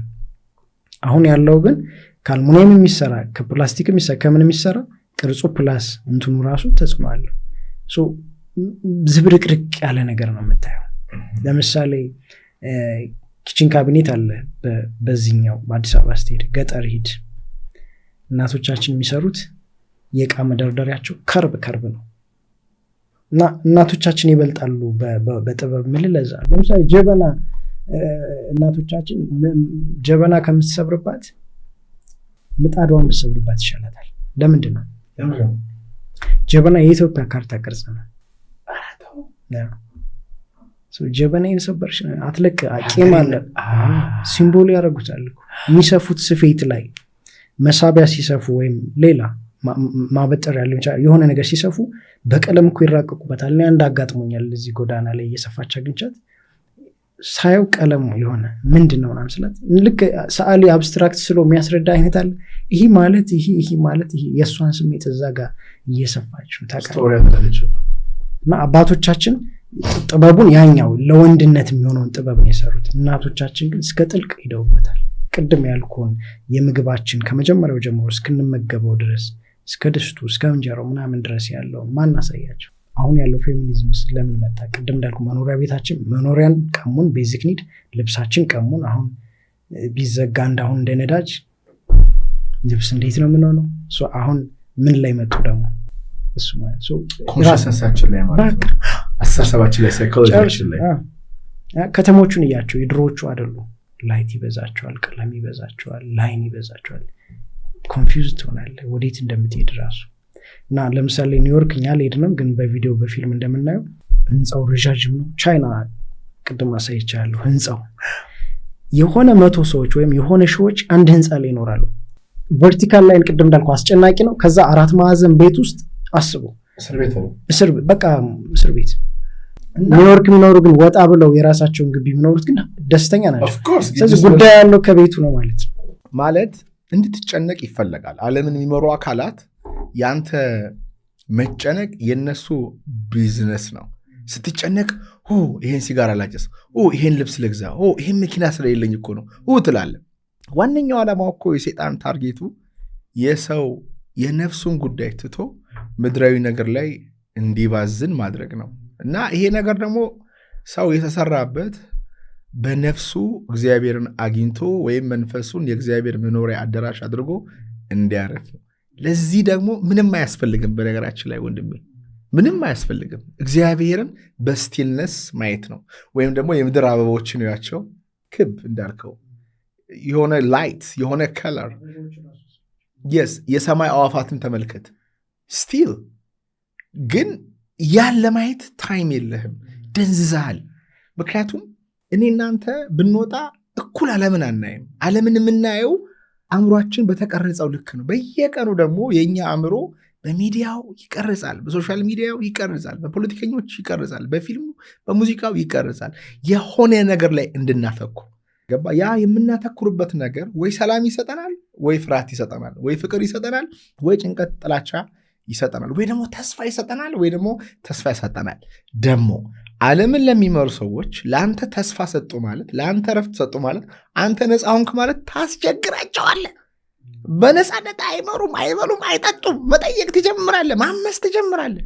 ስለዚህ ጥያቄያቸው ምን መሆን ይጀምራል? እነዚህ ሰዎች እንዲያርፉ ምን እናድርግ? የሆነ የእግር ኳስ ውድድር እናዘጋጅላቸው፣ የሆነ ሪንግ ቦክስ የሆነ ኮንሰርት እናዘጋጅላቸው፣ የሆነ ቀልባቸውን የሚወስድ ሳምቲንግ ነገር እና ወይ ኑሮውን ውድ እናደርግባቸውና ስለ ኑሮ ውድነቱ ያስቡ። የእኛ ስልጣን እንዳያስቡት የእኛን ምናምን እንደዚህ እናደርጋቸው ይላሉ ዓለም ላይ የሚኖሩ ሰዎች ብዬ አስባለሁ። ኮንስፓይረሲ ቴሪም አለ። ለምሳሌ ወደ ሴኩላሩ ዓለም ነካርገ ነው ካለ የድብቁ ማህበረሰብ ቀመራቸውን ካየ ከቁጥር ከላይን አያልፍ። ኢሉሚናቲዎች ኤኒ ነገር የሚፈጥሩትን ነገር እየው ቁጥር አለው። ቁጥር በራሱ ቅድም እንዳልኩ አንድም በለው ኤም በለው ሃም በለው ለም በለው መስመር ነው። ሃን ምን እናንተ የምንግባባባት በላይን ነው። ሃ ምን እንደሆነች አናቃት። ሃ መሆኗን የምናቃት ወይም ኤ መሆኗን የምናቃት ላይን ነው። ቁጥርም እስከ ቢሊየን እስከ ትሪሊየን ቁጥር የምንግባባው ቢሊየን መሆኑን ላይኑ ከሌለ ምን ፍላት በቃ እንደዚህ ቴብል ነው ማለት ነው። መግቢያ በቃ ምንም ነገር በሱ ነው የሚሰራው። በሶስቱ ያልተሰራ ነገር ይሄ ነው በላይ ነው። ምሳሌ ምንም የለም ይሄ ነው በላይ የለም። እና ይሄንን የሚከታተሉ ምናልባት ታዳጊዎች ካሉ ለምሳሌ እኔ ሙያዬ ስለሆነ ፊልም ስሰራ ለምሳሌ ቴክኒካል ዳይሬክተር አለ፣ አክቲንግ ላይ ፎከስ የሚያደርግ አለ፣ ወይም ስክሪፕት ላይ ፎከስ የሚያደርግ አለ እንደ ዳይሬክተር። ግን ቴክኒካል ዳይሬክተር ሞር የሚያጋድሉት እነዚህን ተጠቅሞ ነው። ቴክኒካል ፕሮዳክሽን ዲዛይነሩ እነዚህን ነው የሚሰራው። ላይቱ እንዴት ይሁን፣ ቀለሙ ኮስቹም እንዴት ይሁን፣ የቤቱ ምናምን እንዴት ይሁን፣ ላይኖቹ ባክግራውንድ የሚጠቀሙት ጉዳይ ምን ይሁን፣ በዛ ነው የምሰራው። የአቋቋመ ሳይቀርኩ ላይንህን ጠብቃል፣ ላይን እንደዚህ አስተካክል። እዚህ ዓለም ላይ ምንም የለም። የዚህኛውማ ሙያህ ነው፣ የአርቱ ላይ ያለው ሙያህ ነው። አርኪቴክቸርም ከአርት ውስጥ ስለሚጨመር ነው ሙያው ነው። ከዛ ውጭ ይሰራ አይችልም። ግን ይሄ ነው በለኝ ምንም የለም። በዚህ ቅድም እንዳልኩ ለምሳሌ በጣም ከሚገርመኝ ነገር አንዱ እዮሃ መስቀል ሲከበር የሚደመረው ደመራ 4 ማዕዘን አይደለም፣ ክብ ነው። ካህናቱ የሚዞሩ ክብ ነው።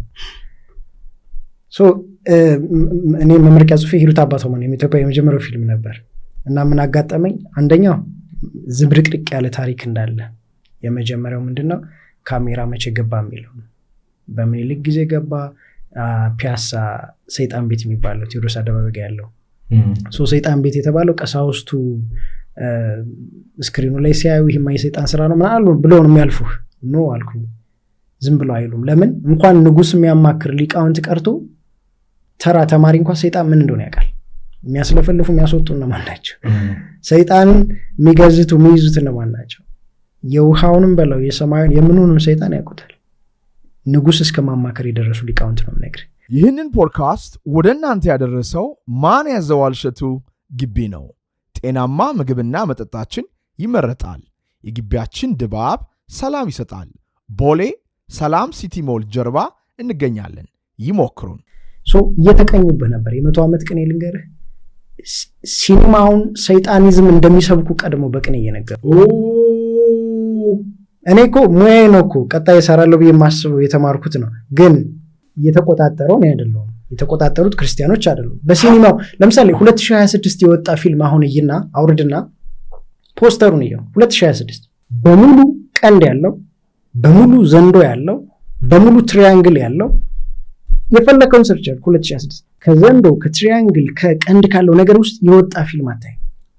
እነሱ ግን በምኒልክ ዘመን እንደዛ እየተቀኙ ሰይጣንን ከነሱ በላይ የሚያውቀዋለ እንዴ? ከቤተ ክርስቲያን ሊቃውንት በላይ እንደውም አውርጃቸው ነበር ፖስተሮቹ 2026 ብለህ ሊስቶቹን እያቸውና ፖስተሩን የፊልሙ ፖስተር ሙዚቃዎቹን እያቸው ላይት ተጠቅመው እንዴት የሴኩላሩ ዓለም እንዴት እንደተቆጣጠሩ ላይን ተጠቅመው ለምሳሌ ቀይ ልብስ የሚያበዙት እነማን ናቸው? በሙዚቃ ክሊፖቹ እሱ ነው የምልህ። ቀለም ነው ጉዳዩ። ወደኛ ሀገር እንምጣ። ስፒሪቹዋሊ ካየነው ሲባል ነው የምንሰማው። ነው ያልሄድኩም ጠንቋይ ቤት ሄደ ሲባል ጥቁር ጥቁር ዶሮ እንኳን ላይ ጥቁር ዶሮ ቀይ በግ ምን አይላል? ጥቁር በግ ጥቁር ሰምተኛል። በቃ ቀለም ነው የሚጠቅሰው። በጉ በግ ነው፣ ስጋ አለው፣ ደም አለው። በቃ ቆዳው ይላታል።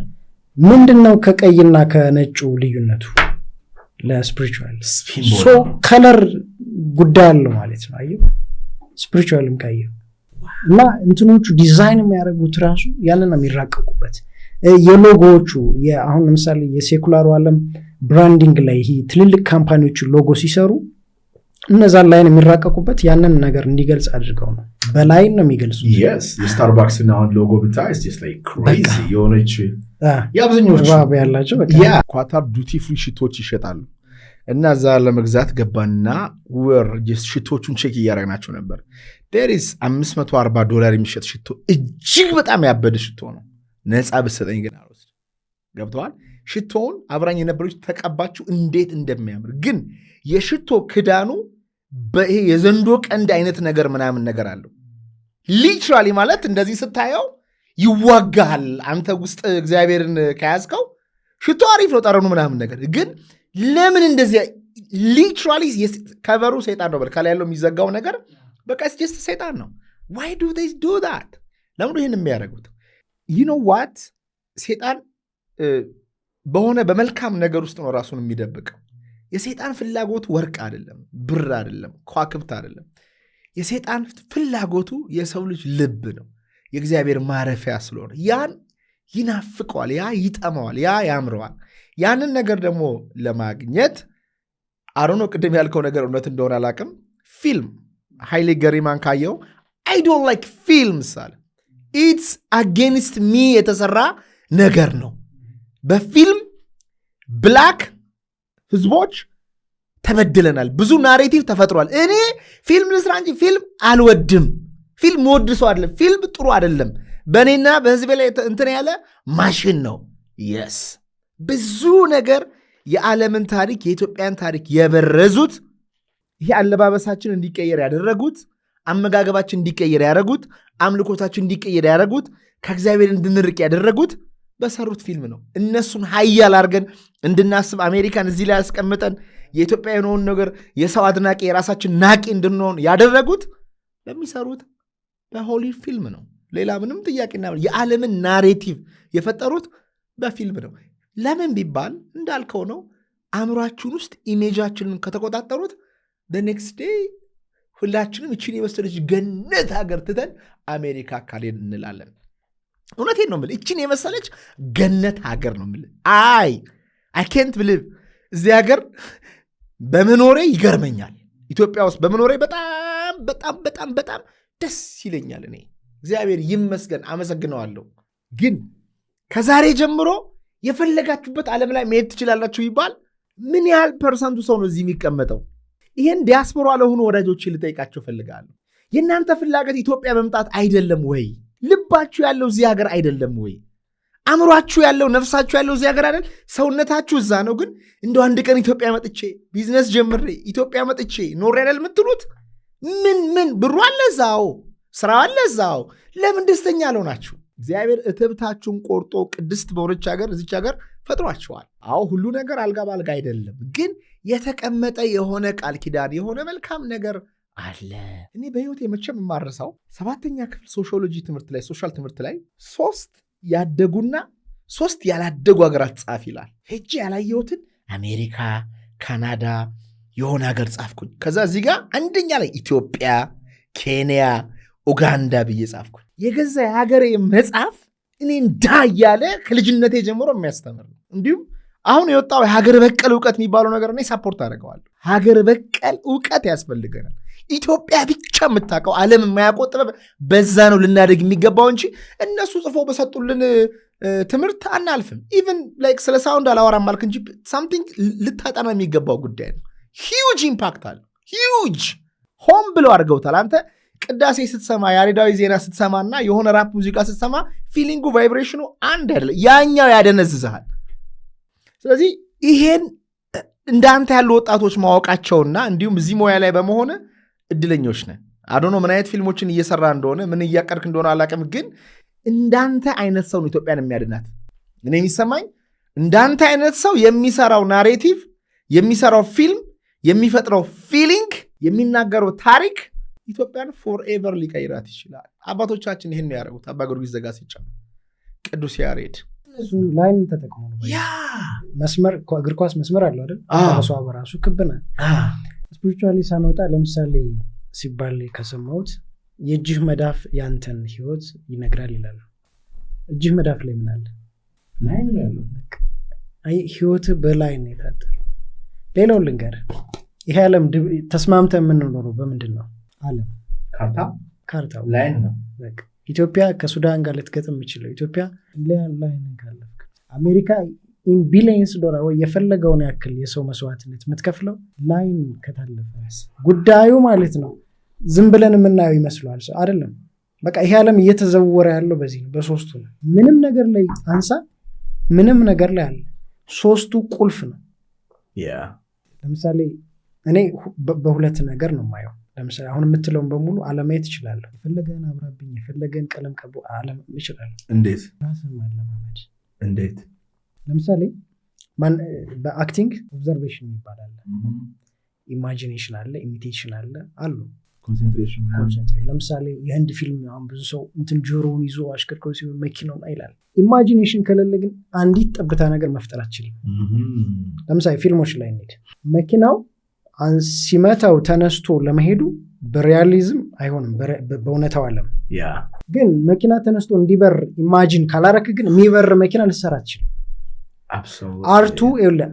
አርት ላይ የምትቆይ ከሆነ አንድ እርምጃ መሻገር አለብህ የሚባል ለዛ። ለምሳሌ እኛ ታች ክላስ እያለን ኬሚስትሪ ምን ያደርግልን? እኔ አርት ነው የምገባው ከውል ነበር። ከዛ ዩኒቨርሲቲ ገብተን ብሬኪንግ ባድ የሲሪየስ ፊልም ላይ ብሬኪንግ ባድ ምሳሌ ተደርጎ ፊልሙን ተማር ነው። ከአንድ ኬሚስት የተሻለ ማወቅ እንዳለብህ ይገባል። እንደ ጻፊ ማድማክስ ፊልምን እየው ዓለም በአቶሚክ ቦምብ ብጠፋ ምን ሊሆን ይችላል? ወይ ኮሮና ኮንታጅን ፊልም ከ8 ዓመት በፊት ያ ማለት የወጣበት ነው እንጂ ፕሪፕሮዳክሽኑ አንድ ፊልም ይበዛል። ከ10 ምናምን ዓመት በፊት ነው ማለት ነው። የትኛው ዳይሬክተር ነው ይሄ በሽታ እንዲሁ ነው እንዲህ ምናምን ብሎ የሚሰራው? ኢማጂን አድርገ ኢማጂኔሽን ከሌለ ይሄ ዓለም የለም፣ ምንም መፍጠርም አትችልም። like the whole Silicon Valley ላይ ያሉ አሁን የምናያቸው ነገሮች ኤአይዎች እኮ ስታር ትሬክ ይባላል። ሳይፋይ የሚባሉ መጽሐፎች አሉ፣ ፊልሞች አሉ። ስታር ትሬክ የሚባል ሾው አለ።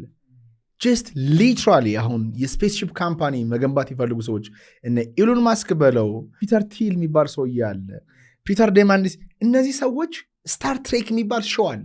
ያን እያዩ አድርገው ነው ወደ ስፔስ ለመሄድ ጓጉተው አሁን ይሄን የሚያክል ሪቻርድ ብራንሰን ኢንፍሉዌንስ አለባቸው።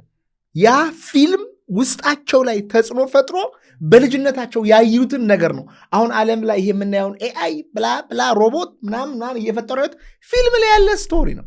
ሶ ኢማጂኔሽን ነው፣ ኮንሽስነስ ነው ውጫዊን ዓለም ክሬት የሚያደርገው። እንደ አጋጣሚ ሆኖ በ16 ዓመት የጻፍኩት መጽሐፍ አለ። ምን የሚል? ትንቢት የሚል ዋው ታትሟል። አዎ ሁለተኛው ደግሞ ከአንድ ዶክተር ጋር የጻፉት የደጃዝማች ወንዲራድ ነው። ኦልሬዲ የአርቶትም ስራና አብሮ መጽሐፍ ነው። ግን ደጃዝማች ወንዲራድ ትምህርት ቤት እሳቸው ትልቅ ሰው ናቸው። ጃንሆይ ቀኝ እጅ ናቸው። እሳቸው ያሉትን ነገር ጃንሆይ ምንም ነገር ያደርጋሉ። በእኔ ስም በዶክተሩ ስም ነው እንትን ያለው። ግን የአርቶት ስራና መረጃ የመሰብሰብ አብሮ የመጽሐፍ ስራ ሰርቻለሁ። ትንቢት ላይ ምንድነው ከ2006 በፊት ስለ ኢትዮጵያ ትንቢት ምናምን ሰምተህ ታውቃለህ? ብዙ ጊዜ አይወራም። ከዛ በፊት ቴድሮስ ይመጣል ምናምን ከዛ በኋላ ነው ሶኔ ያኔ ጽፌዋለሁ። ከዛ ውስጥ እሱን ለመጻፍ አጭር ስለሚሆንብህ ምን ላድርግ ብዬ ሳስብ ዙሪያዬን መፈተሽ ጀመርኩኝ። እሱን ስፈልግ ለምሳሌ ነዳጅ ያለበት ቦታ አግኝቻለሁ። አሁን በዚህ ሳምንት በዚህ ወር የነዳጅ ችግር ነው አይደል? ዓለምን ምስክክሩን ያወጣ ኢትዮጵያ ውስጥ ነዳጅ ያለበት ቦታ እዛ ጋር ጽፌያለሁ ማለት ነው። ያለበት አሁን ነጮች ሲመላለሱ ሰማለሁ። አሁን ወደዛ ቦታ ጥልቅ ቦታ ነው እሱ ቦታ። ውስጡ በጣም ረጅም ኪሎ ሜትር ያስኬዳል። ትልቅ ተራራ ነው። ብዙ ነገር የሚጠበቅበት ተራራ ነው። ሁለተኛው ከ18 ዓመት በታች በሊትሬቸር የመጀመሪያው መጽሐፍ ነው። ለምሳሌ ጦቢያን ብናይ የመጀመሪያው አጭር ልቦለድ እንላለን። የመጀመሪያው ከ18 ዓመት በታች መጽሐፍ ትንቢት ነው ማለት ነው። ጦቢያ ግን ዝጉር መጽሐፍ ነው። አላነበብኩትም። ገዝቼዋለሁ። አላነበብኩትም። እንደዛ እንደሚባለው ይሄኛው አንዱ ነው ማለት ነው። ሁለት ነገር። ሶስተኛው ነገር ኢትዮጵያ ምን ትሆናለች፣ ዓለም ምን ይሆናል፣ ዲቴይል ያልጻፍኳቸው ነገሮች አሉ። ለምሳሌ ስጋት የሚሆኑ በማለት ሰው ሲገባው ኦኬ ይላል እንጂ በዚህ ጊዜ ይሄ ይሆናል እኔ አይደለሁም ያልኩት፣ አባቶች ደግሞ በጸሎት ከእግዚአብሔር የተቀበሉትን የነገሩን። ያንን ስትናገር የማይገባቸው አሉ። ግን ሶስተኛ ዓለም ጦርነት እንዴት እንደሚሆን፣ ስደት ወደ ኢትዮጵያ እንደሚሆን፣ ሰርቶ ያገኘ ሰው እንደሚጠበቅበት፣ ሰርቆ ያገኘ ሰው የቀማ ሰው ግን እንደሚነጠቅ፣ ከኢትዮጵያ የሚሰደዳል የሚወጣ የሚባረር፣ ከውጭም ወደዚህ ሀብታቸውን ይዘው የሚመጡ አሉ። እና ያኔ የጥጋብ ዘመን ኢትዮጵያ በትክክል ልዕላ እያል እንደምትሆን ደግሞ አይድነቅህ። ለምን ካልከኝ ለምሳሌ ኢራን ቅድም አንስተልኛል። የፋርስ ህዝቦች ናቸው አይደል ቀደም ስልጣን ያላቸው። ቻይናም ቀደም ስልጣን ያላት የማኦ ምና አይ ቲንክ ጃፓን በተመሳሳይ ምናምን። እነሱ ዛሬ ቢበለጽጉ የጀርባ የባክግራውንዳቸው አለ ማለት። ኢትዮጵያ ብዙ ሲቪላይዜሽን አላት። የዳማት ያክሱ ምና እያልክ የምጠራቸው አሉ። ለምሳሌ ላሊበላን ስታይ ግራም ሃንኮክ ላሊበላን እኛ ነው የሰራ ነው 9 ሞንክ ምናምን ይላል። ግን ላሊበላን ከመስራቱ በፊት የመጀመሪያ የጀመረውን ቤት ጽፌዋለሁ ያለበትን ቦታ።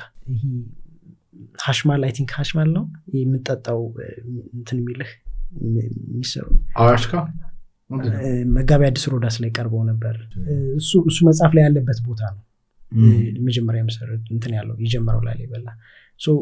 ዓለምን የማየው እኔ ከሁለት አንጻር ነው። ዓለም የሴኩላሩ ዓለም ወይም አሁን የምናየው አለ፣ አባቶቻችን ያሉት አለ። ሁለቱን ታጋጭና የሚሆነውን ታያለ። ቅድም እንዳልኩ ብላይንድ መሆን ባለብሻ ብላይንድ፣ ለምሳሌ ቀለም ቢበዛብህ፣ ላይት ቢበዛብህ፣ ላይን ቢበዛብህ ራስን ለራስ መንገር። አሁን ኦብዘርቬሽን ያልኩ ለምሳሌ እኔ አንተን ማን ያዟል ኦኬ ሰላም ብዬ ላልፍ እችላለሁ።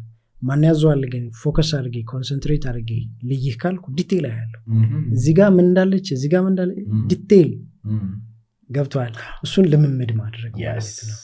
አርት የሚጠቅምን ለዛ ነው። መሆን አለበት ብዬ ከማምናቸው አንዱ ቅድም ያልኩ የልብሳችን ኮድ ቢስተካከል ከኔ ጀምሮ። ለምሳሌ አሁን የወደቀው የልብሳችን ኮድ ዲዛይነሮች ላይ ነው። ያ ደግሞ ብር ያለው ሰው ነው የሚለብሰው። ግን ህንድን ተመልከት፣ ሙሉ በሙሉ ባይሆንም ጃፓንም ሌሎችም ይለብሳሉ የራሳቸውን ኮስቹም። ስለንቦናቸው በዛ ቀለም በዛ እንትን ስለተሰራ፣ የኛ ስለንቦና ደግሞ በነጭ ነው። እና ቅድም ያልኩ ከዶክተሩ ጋር ከጻፍነው መጽሐፍ ማይጫው ላይ ነጭ ልብስ እንዴት እየቀረ እንደሄደ፣ የአውሮፕላን ሰራዊቱ ነጭ ለብሶ ነው የሚሄደው። ለአውሮፕላን ጥቃት ተጋላጭ ነህ። ጃንሆይ ምናሉ ይሄ ካኪ ምንድነው የሚባለው ሳሪያን ኮት ነው የሚባለው፣ እሱ እንዲሰፋ አይነት ነገር ከመሬቱ ጋር ከኛ መልክዓ ምድር ጋር እንዲመሳሰል፣ ከዛ እዛ እያለ የተሸረሸረ መጣ ማለት ነው እንጂ የኛ እንትን እሱ ነው። የልብሱ ዲዛይነር ራሱ አንድ ፍኖተ አእምሮ የሚል መጽሐፍ ላይ ያነበብኩት በጣም የሆነ ትርጉም አለው። ዝም ብሎ አይለበስም። ዲዛይነሮቹ ራሱ ሲሰሩት የሆነ ሚስጥር አለው። ዲዛይን ሲደረግ መለኮታዊ ዝም ብሎ አሁን እኛ የምናየው የዓለም የሰጠን አሁን ሳይንስ ነው አይደል? እንትን ከለር እንትን ነው ሳይንስ፣ ያኛው ግን መለኮታዊ ነው። እናቶቻችን እንኳን በህልሜ እንዲሁ ነው ይላሉ እኮ ይሄ ቅድም እናቶቻችን በጥበብ እንደውም አባቶቻችን ሊበልጡ ይችላሉ። ምን ለዛ እሱ ነው ቅድም ያልኩ የሚታየው። ለምሳሌ አንድሮሜዳ አይተህ ከሆነ ስነፈነክ ላይ ብንወጣ የጠረፉን ዓለም የምትግባባበት አንድሮሜዳ ካሶፒያ ምናምን እያለ ዶክተር ሮዳስ ሲገልጽልን ካየ ላይን ይሰራሉ ነው የሚልህ። ስነፈለክ ለምን ብትወጣ ላይን ነው። ከዋክብትን ራሳቸውን ብታያቸው ላይት ነው። ላይት ከለላ አናያቸውማ። መስመር አለ፣ ላይት አለ፣ ደግሞ ቀለም አላቸው። የላይቱ ቀለም ኮከብ ለመሆናቸው ሶስቱ ከሌለ ምን ብለን እንግባባለን? እና ምንም ነገር ላይ ብታነሳ ሶስቱ የሌለበት ነገር የለም።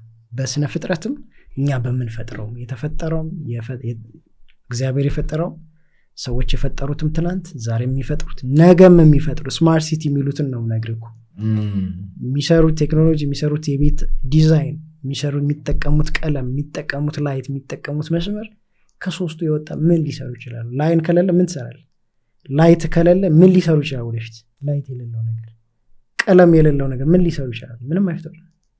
እና ይህንን የሚያዩ ታዳጊዎች አሁን እንደነ በተለይ በጣም ትንግርት የሆኑ ሰዎች እንደነ ሮቤል አይነት የመጡ የነበሩ ልጆች ስለ ሶስቱ ቢጨምሮ ቢያጠኑ ለሀገራቸው ምንም ነገር መፍጠር ይችላሉ። ለምሳሌ የአንተ ሬስቶራንት አለ። ለምሳሌ ይቺ ክፍል እኔ ካፌ ለመስራት ተከራየሁ። እኔ ቡና ቤት ጀምሬ ነበር፣ ፒያሳ ኦልዲስ ቡና የሚል ፋይናንሻሊ ስለሌለ የምፈልገው ዲዛይን ልሰራች፣ ግን አእምሮ ውስጥ እኮ አለ። ማድረግ የቻልኩት ምንድነው ለሳይኮሎጂካሊ በሌላ መንገድ ለምሳሌ ኦልዲስ ቡና ለ5 ሆነው ለሚመጡ አንድ ቡና በነፃ ለስሎጋኑ ምንድነው ለጓደኝነትና ለፍቅር አጋሮች ነው የሚል ተሰብስበው እንዲያወሩበት ትርፍ ሌላ ሊሆን ይችላል። ወደ ቀለምና ወደ ላይት ከሄድክ ግን ምን ላርገው ካልክ ለምሳሌ አንድ ሰው ጠባብ ክፍል ካፌ ቢከፍት ከስተመር ቢበዛበት አስተናጋጆች ጫፉ ነው ማየት የለባቸውም። ከስተመሩ ውጣ አይነት ነገር ባይነህ በምትቀባው ቀለም ሰው እንዲቀመጥም እንዲቆይም ማድረግ ትችላለህ፣ እንዲሄድም ማድረግ ትችላለህ። በምትጠቀመው ላይት ያ ከስተመር ካፌ ውስጥ እንዲቆይም እንዲወጣ ሙዚቃ ሳውንድ ላይ አንገባም። ለዛ ጥልቅ ነው። ሳውንድም አለበት እኮ ከላይት ከከለር ተጨማሪ አራተኛው ሳውንድ አለ፣ ግን ሳውንድ አይላቀቅም ከነዚህ ጋር።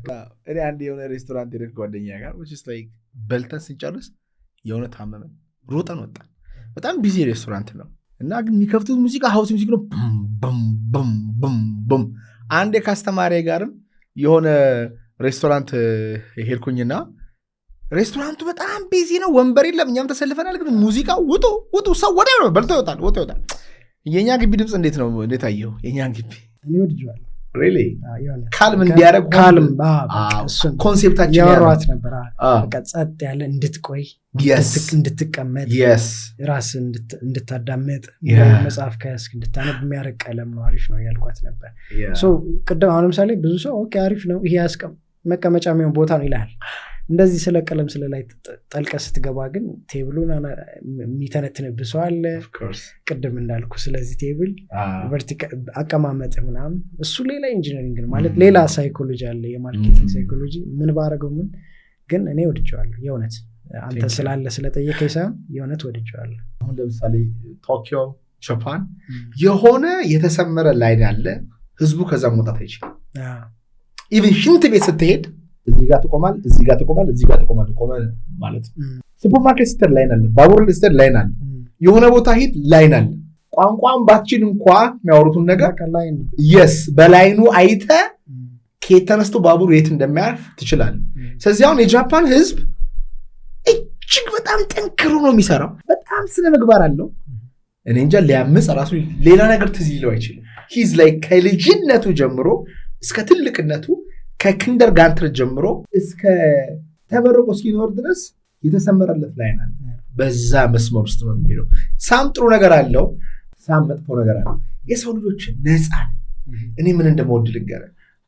አርባ ምንጭን የምወድበት ትልቁ ምክንያት ስፔስ ስለምትሰጠኝ ነው። በቃ ከተማው ላይ ብዙ ትልቅ ህንፃ የለም ቢኖርም እንኳ ግን ከተማውን መሀል ላይ ሆነ ስትዞር ክብ ስትሰራ ከሩቅ ተራራዎችን ታያለህ። ለምሳሌ አዲስ አበባ ፎቅ ላይ ወጥቼ ማየት ደስ ይለኛል። የቢሮ የህንፃ ፎቅ ላይ 12ኛ ፎቅ ነው ያለው። ላይ ወጣና ኢንጆይ ያደርገዋለሁ። በቃ አይከንሲ ከተማዋን በተነጠለ ነገር ማየት በጣም ያስደስተኛል። ሩቅ ማየት እወዳለሁ። ኢት ሪማይንድስ ሚ ሰማይ ማየት እወዳለሁ።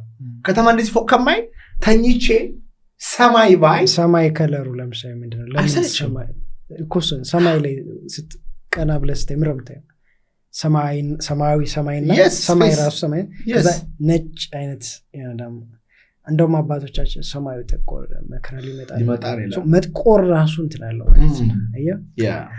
ሲኦል ጥቁር ነው አይደል የሚባለው ማለት ድቅድቅ ጨለም የሚገለጽ አይነት አይደለም እሱ ማለት ቀለም ዝም ብሎ አይደለም ሰማያዊ የሆነ የክርስቶስ ዙፋን ማደሪያ ቅድም እንዳልኩ ኃያልነት መሪነት ምናምን የክርስቶስን ማደሪያ ስለሆነ የእግዚአብሔር ማደሪያ ስለሆነ ሰማይ ሆነ እና ይሄ ነው የምትለው አይደለም ግን እንደኔ እያንዳንዳችን ለምሳሌ ሞክረው እስኪ 40 ምንጭ ስትወስድ እንትኖችን አለባበሳቸውን ቀለማቸው ምናምን ይህን አይነት ልብስ ለብሳችሁ ልሰዳችሁ እስኪ እንትን ማሉ ሞክረው እኛ ሀገር ብዙ ሰዎች it's a good concept ያላቸውን ስሜት ከድሮና ከወሰድካቸውና አሁን ካለው ወንደርፉል ምንም ግልጽ ነገር ነው ኤክስፐሪመንት አድርጋ በጣም ጥሩ ምንም ጥያቄና መልስ የለውም እስማማለሁ እኔ እንዲሁም ላይክ ብዙ ፕሮጀክቶች ስላሉ እነዚህን ነገሮች አፕላይ ማድረግ እፈልጋለሁ አላማዬ አሁን የጃፓኑን ለምሳሌ ባሳየክ ከዚህ ጀምሮ ነው በቃ በጣም እየተገረምኩኝ መሄድ ጀመርኩ ማለት ነው ይሁን በቃ እንዴት አድርገው ላይቱን ይታያሉ እዚህ ጋር በጣም ኢምፓክት አለው በዚህ ይሄ ላይት ቢኖርና ባይኖር ይሁን ይሄን ከለር በሆነ መንገድ አትራክት ያደርጋል እየገረመኝ ነው ማለት እሱ አጥር ለምሳሌ ላንተ ኖርማል ብረት አጥር ነው ሰዎች እንዳያልፉ ነው የምትለው ግን ላይኖቹን እያቸው ለምን ነጭ ያደረጉት ቀይ መቀባት ይችላል ነበር ጥቁር ኮኛ ጋር ጥቁር አጥር አለ እንደዚህ አይነት በጣም ለምን ነጭ ያደረጉት ያቁታል እነሱ ለምን ዲቴል ይሄ እዚህ ጋር ጥቁር ተጠቅመና ነጭ ቤቱ ነጭ ስለሆነ በጥቁር ለምሳሌ ኪቦርዱ ነው ወይም ፒያኖ አሁን ይሄ በጣም ያስገርመኝ ነው ፒያኖ ኖታን የምታውቀው በነጭና በጥቁር ኖታ ሳውንዱ ሌላ ታሪክ ነው ያችን ኖታ ስትነካት ያችን ኬስ ስትነካት የምታወጣው ቶን ሌላ ጉዳይ ነው ግን ምንግባባው ጥቁርና ነጭ ባይኖር በልምምድ ልታገኝ ይችላል ግን ጥቁርና ነጭ ባይኖር የትኛውን የቱ ጋር እንደምትነካ ፍላቲዩን ማይነር ሜጀር ምንም እንትን አትልም ትንሽ የነገሮች ያለም ስሪት እሱ ነው ይኸውልህ ቀለማቸው የሚጠቀሙት ቀይ ከዚህ በኋላ እርግጠኛ ነኝ ሞር ፎከስ ታደርጋለህ እኔ እኮ ገርሞኝ ነው ፎቶ እያነሳሁ ያሉት ማለት ፊሊንግን ኮንትሮል እያደረገው ስለሆነ አሁን ይሄ ባቡር ስቴሽን ውስጥ ያለ ግራፊክስ የሚሰሩ ልጆች አሁን ስለዚህ በደንብ ማወቅ አለበት ሌላ ምንም ስራ የላቸውም ላይን ቀለምና መኪናዎቹን ያቸው እንዴት ጽድት ያሉ አሁን ይሄ ባላንስ እንዴት እንዳደረገው አየሁ ከግማሽ በታች በግሬይ ነጩን በግሬይ ባላንስ ያደረጉት ሉክ አሁን ይህ ዝብርቅቅ ያለ ነገር ግን ኦርደር አለው ሞር ሆሪዞንታል እንዲሆን እየጣሩ ነበር ሰላም እንዲሰጥ አሁን ይሄ አትራክት አድርጎኝ ያነሳሁት ሳማው ገርሞኝ ነው ይሄ ደግሞ ቨርቲካል ነገር ነው እና ምንድነው የምልህ ላይ ግራፊክ ዲዛይን አሁን የማውቀው ሰው አለ አሁን ለምሳሌ ትልልቅ የመጠጥ ካምፓኒዎች ጋር የሚሰሩ ሰዎች የማውቃቸው አሉ አዲስ ፕሮዳክት ሲመጣ ወደ ህዝቡ ለማስገባት የጠርሙሱ ዲዛይን ቀለሙ ታግላይኑ እያንዳንዱ ነገር ኤክስፐሪመንት ይደረጋል ባይ ዘ ዌይ እነዚህ ትልቅ ካምፓኒዎች ኔክስት ሌቭል ናቸው እነሱ መንግስት አያስጠናም አሁን የቢራ ካምፓኒዎች እንደሚያስጠኑት ጥናት መንግስት አያስጠናም they are very genius የህዝቡን ሳይኮሎጂ ያውቃሉ የትኛው ነገር የቱ እንደተሸጠና የቱ እንዳልተሸጠ ለምን እንዳልተሸጠ ይሄ ለምን እንደተሸጠ ዘሃበ ዳታ cuz if you have a data የተሸጠው በጣም እንዲሸጥ ያልተሸጠው ደግሞ እንዲወጣ ከገበያው ታደርግና you can produce እና ለዚህ ነው ማርኬተሮች ናቸው ዓለም የሚኖሩት እኔ እንዲሁም አንድ ጊዜ የሆነ ዶክመንተሪ ልክልሽ ነበር ወደ 5 ዶክመንተሪዎች ከእንደዚህ አይነት ጋር ከግራፊክስ ዲዛይን ጋር ከከለር ሳይኮሎጂ ጋር የሚገናኙ አሁን ገብቷል ፊልም ላይ የምትጠቀማቸው ጽሁፎች እነዚህ ሁሉ የሆነ ለፖስተሩ ያ 3.5 ቢሊዮን ዶላር ለመሸጡ አቫተር ኮን ወይ ሌላ ነገር ወይም የሆነ ፊልም ኢን ቢሊየንስ ዶላር ለማስገባቱ ያ ፖስተር ነው ጉዳዩ እዛ ፖስተር ላይ ነው ያ ሁሉ ቢሊዮን ዶላር ያለው ልፋትህ ግን ከኋላ ነው ያለው ከፖስተሩ ጀርባ ለምሳሌ እኛ መጠየቅ አለብን ብዬ ከማምነው አንዱ ቶይሌት ሽንት ቤት ሲገባ ሬስትሩም ነው አይደል የሚባለው ማረፊያ ቀይ ሴራሚክ ብታረገው ሙሉ ማረፊያ ሊሆን ይችላል አይደል ጥቁር ሴራሚክ ቢሆን አንዳንዶቹ የተለያየ አይነት ሴራሚክ ይጠቀማሉ አንዳንድ ቤት ነጭ ነው ግን በተለምዶ አይተከሆነ ሬስት ለማረፍም ነው የምትጠቀመው ግን ማቴሪያሎቹን ለምን እንደዚህ ሆኖ ብሎ የሚጠይቅ ሰው እስካሁን አልገጠመኝም ለምሳሌ የወንዶች ቶሌት የሚጠቀሙበት ላይኑን አስበው ታውቃለህ? ቀለሙ ነጭ ነው፣ ያው መቀመጫው ነጭ ነው ያኛው። የወንዶች ግን ነጭ መሆኑ አንድ ቫልዩ፣ ግን ላይኑ ለምን የተሰራ ይመስላል? አይ ቲንክ ሰውየው ራሱን አጥፍቷል። ከዛ በኋላ መሰለኛ እየገነ ነው ያን የፈጠረው ሰው ምን አይነት ቅርጽ ያን የፈጠረው ሰው ምን አይነት ቅርጽ ይታያል የወንዶች እንትን ላይ? የሴት ልጅ ማህፀን ፊልም እንድታረገው የሚፈልጉት እሱ ነው። እኛ ግን በተለምዶ ዝም ብለን በዘፈቀደ ያደረግነው ነው። ሰው ፈልጎት ያደረገው ይሄን ነጮቹ የሰጠነው በሙሉ ለምን ተሰራ፣ ከምን አንፃር ተሰራ ኢንተርፕሬት የአዲስ አበባ መዘጋጃው እኮ ታውቃለህ አይደለ? የኮንሴፕቱ ከላይ ሲታይ የሆነ ሰው እንደዚህ ኃይለ ሥላሴን ሰድቧቸው ነው ምናምን ይባላል። የሆነ አርኪቴክት አላሉ በሆነ ጉዳይ ተጣሉና ነጭ እንደሰራው አቀላ እና ያ ኮንሴፕት ጂሚናን ጠይቃት በእናትህ እስቲ Hey, are you good?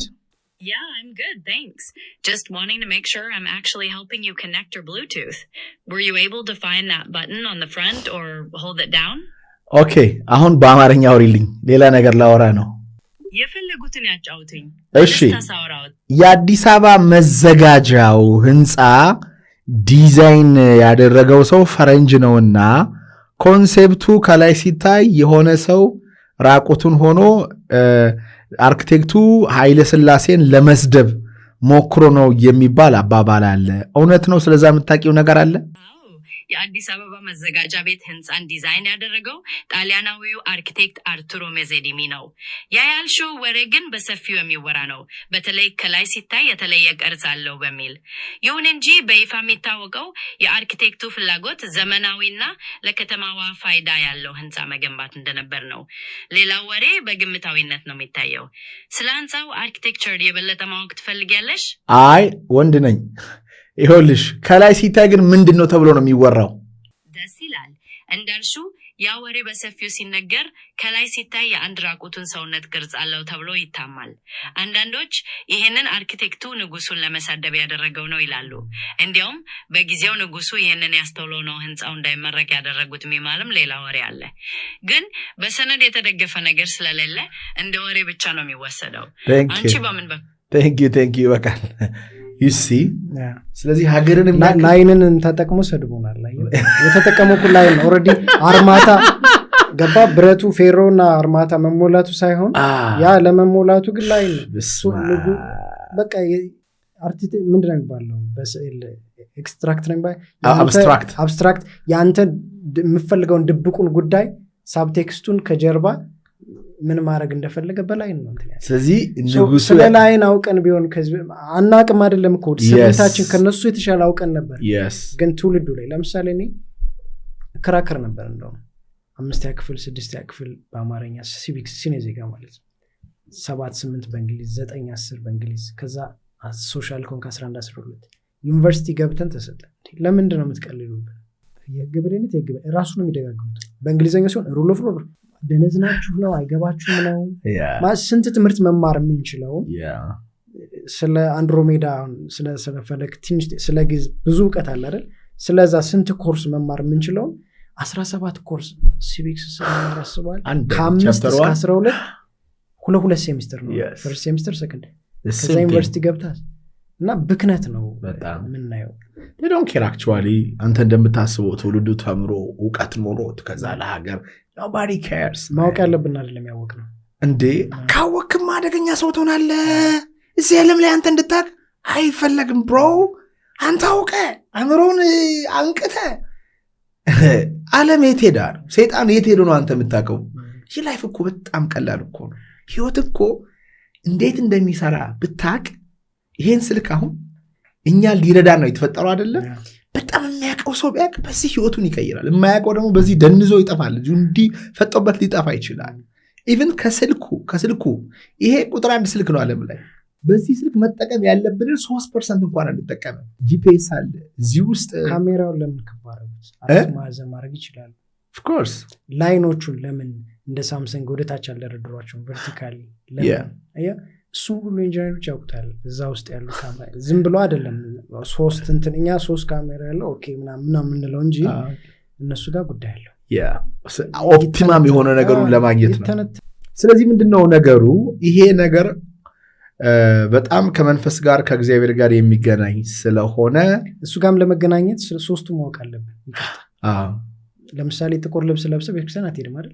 ወይ ቀይ አሁን ሽፎን ይቅርታ የሆነ ልብሶች መጣው የሆነ ቀለም ይዘው ቤተክርስቲያን ለብሰናቸው እየገባ ነው። መለኮታዊ ቅድም እንዳልኩ በደብረ ታቦር ሲገለጥ እሱ ጥቁር አልነበረም፣ ብርሃን ቅድም እንዳልኩ እሱን የሚወክል ነገር ቤተክርስቲያን ስንሄድ እሱ የሚወክል ነገር ለብሰን ካልሄድን መስፈርት እኮ ነው፣ ህግ ነው እኮ አይደለ? ቀለሙ የምንለብሰው ቀለም ይወስነዋል። ቤተክርስቲያን ለብሰን ለመሄድ ህጉን እየሻርከው ነው። ከዛ ጀምረ ባይዜ አላውቅም ማለት አችልም አይደለ?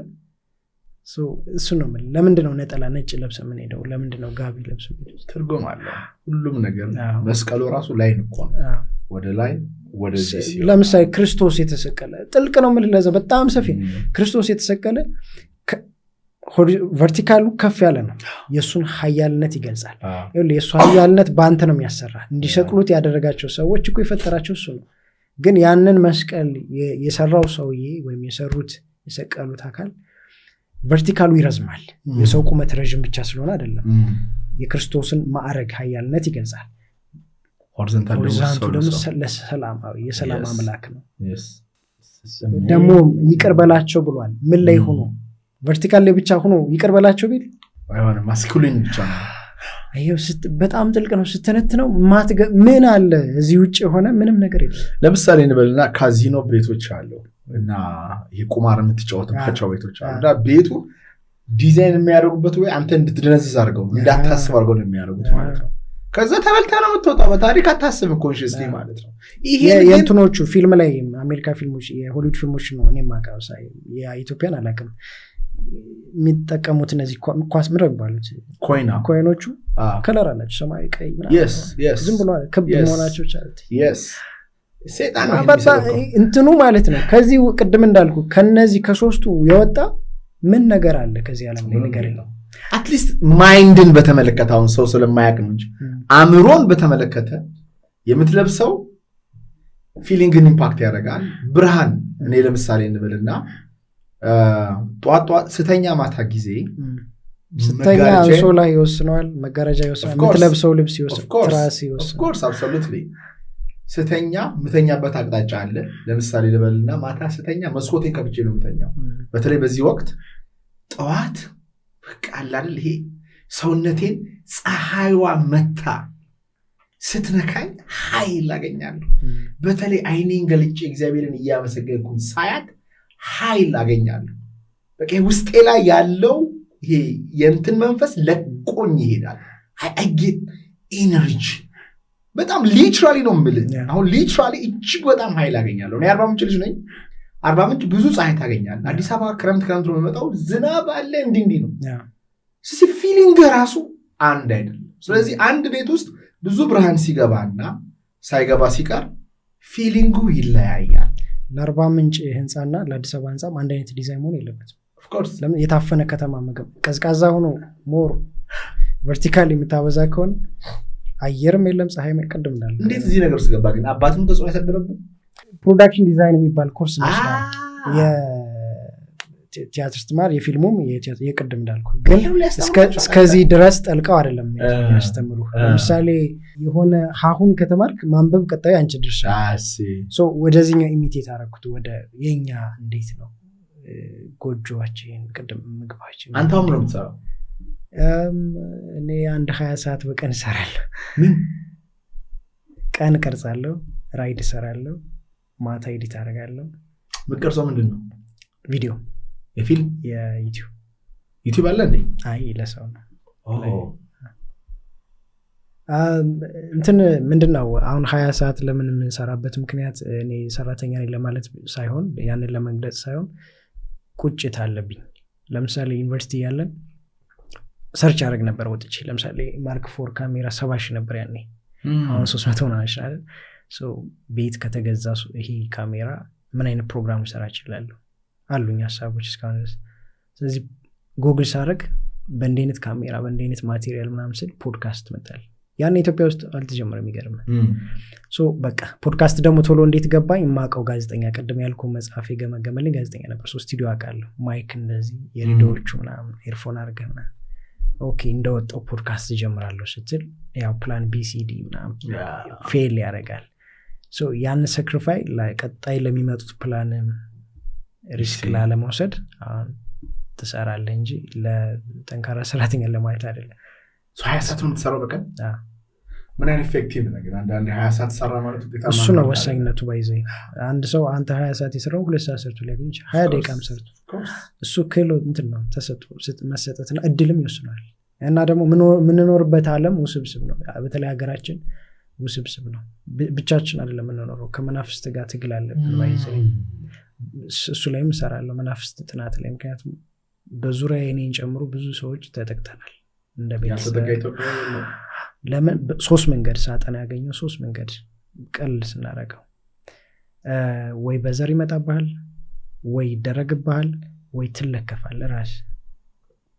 ከ3ቱ ያመለጠ ኢትዮጵያ ያለ አይመስለኝም። እና የኢትዮጵያን ችግር በዛፍ ብትመስለው ቅርንጫፉ ልትል ቅጠሉ ምናምን ግንዱ ልትል ስሩ የኢትዮጵያ አንዱ ስሩ የስር ችግሩ ምንድነው ካልከኝ ይሄ ነው።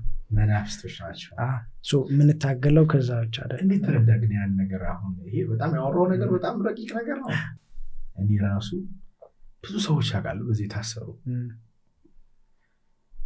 እነዚህ የሚያደርጉበት ሰዎች ሰላም የማለት ያህል ነው ለነሱ ጠንቋይ ቤት መሄድ፣ አንተ ላይ መተት ማሰብ እነሱ ማለት ስላለባቸው እንደዛ የሚያደርጉ ባይዘ ስለተያዙ ደግሞ የሚጎዱት እነሱ ናቸው። ባይዘ 3 ታርጌት ነው ያለው። ቅድም እንዳልኩ ብዙ ሰዎች ይጠይቃሉ። ከሁሉም ቤተ እምነት ነው ባይዘ እናቱ ያደረገችበት አውቃለሁ። በጣም እዚህ ውስጥ ስትገባ ባይዘ በጣም ውርድ ነው። ትደነግጣለህ። ማለት እንዴ ይሄ ሀገር ነው ትላለህ። የልጅ ሚስቷን ስላልወደደች ልጇ ላይ ያደረገች ታውቃለህ። በሁሉም ቤተ እምነት ነው የምነግርህ፣ ሙስሊምም ኦርቶዶክስም ፕሮቴስታንቱም ውስጥ ኢንተርቪው ትወስዳለህ። ከዛ ደግሞ የመናፍስት አሰራር ምንድነው ብለህ ታጠናለህ። ቅድም እንዳልኩ እኔ ስለነካኝ እና ዙሪያ ለምሳሌ አንድ ማቃት እህቴ የቅርብ እህቴ ኦፕራሲዮን በስተት እንድትሰራ ተደረገችና 6ኛ ዓመቷ ነው እስካሁን አልዳነችም። ያ ቁስሉ አይድንም። እኔ ምን እላለሁ ሁሌ ጸበል ይህ ነገር ሕክምና አይደለም። እኔን ትሸሸኛለች እንደዛ። ለምን አሁን ከጸበል ከሄድሽ በኋላ ዳስድን አንተንም ሸሽ ጸበል ስትለኝ እሱን እና መንፈስ የሲጋራ አንዳንድ ፓኮ የሚያጨስ ጓደኛ ነበረ። ጸበል በርሜል ጊዮርጊስ ሄደርግፋል እንዴ አጨስ ነበር እንዴ ይላል። እሱ ነው ፕላናችን። ለፍተን 20 ቅድም አንተ ካልከው ጋር ዝም ብለህ በሳይንሱ ብቻ አላ እንትን ለፍተህ 2 ሰዓት ለፍተህ ብለህ ብቻ አይደለም ምንለፋው ከብዙ ነገር ጋር ነው። እግዚአብሔር ካልባረከው ካላገዘ እሱ ነው እንጂ ይህችን ፖይንት ማንሳት ስለፈለግኩ ነው እንጂ ከኔ በላይ ብዙ የሚጠገረር ሰው አለ። እኔ እንደውም ምንም አልሰራም። ኳሊቲ ምንድነው የምትሰራው? ብዙ ሰዓት በሰራ ሳይሆን ኳሊቲ በሰራ ነው። በበሬ ስላረስክ ሳይሆን በትራክተሩ ማለት እሱ ማይንድ ሴት ነው። እሱ ደግሞ እንደው ልንገርህ ላብ እንዲህ ስላረክ አይደል። እሱ ደግሞ ከእግዚአብሔር ጋር ስትሆን ነው። ኳሊቲ እግዚአብሔር ነገሮችን በሾርትካት ያመጣልሃል። ግን ጥልቅ ነገር ስላነሳ ይሄ መንፈሳዊ ውጊያው ቀላል አይደለም። መጠርጠር አለብን ማለት እኛ እንደዚህ ከእንስሳ በታች ወርደን እንድንኖር እግዚአብሔር አልፈጠረንም። እኛ ከፍተኛ የእግዚአብሔር ፍጥረቶች ነን። ስለ መብል ስለ መጠጥ የምናስብ ልንሆን አይገባም። ስለ ገንዘብ ልናስብ አይገባም።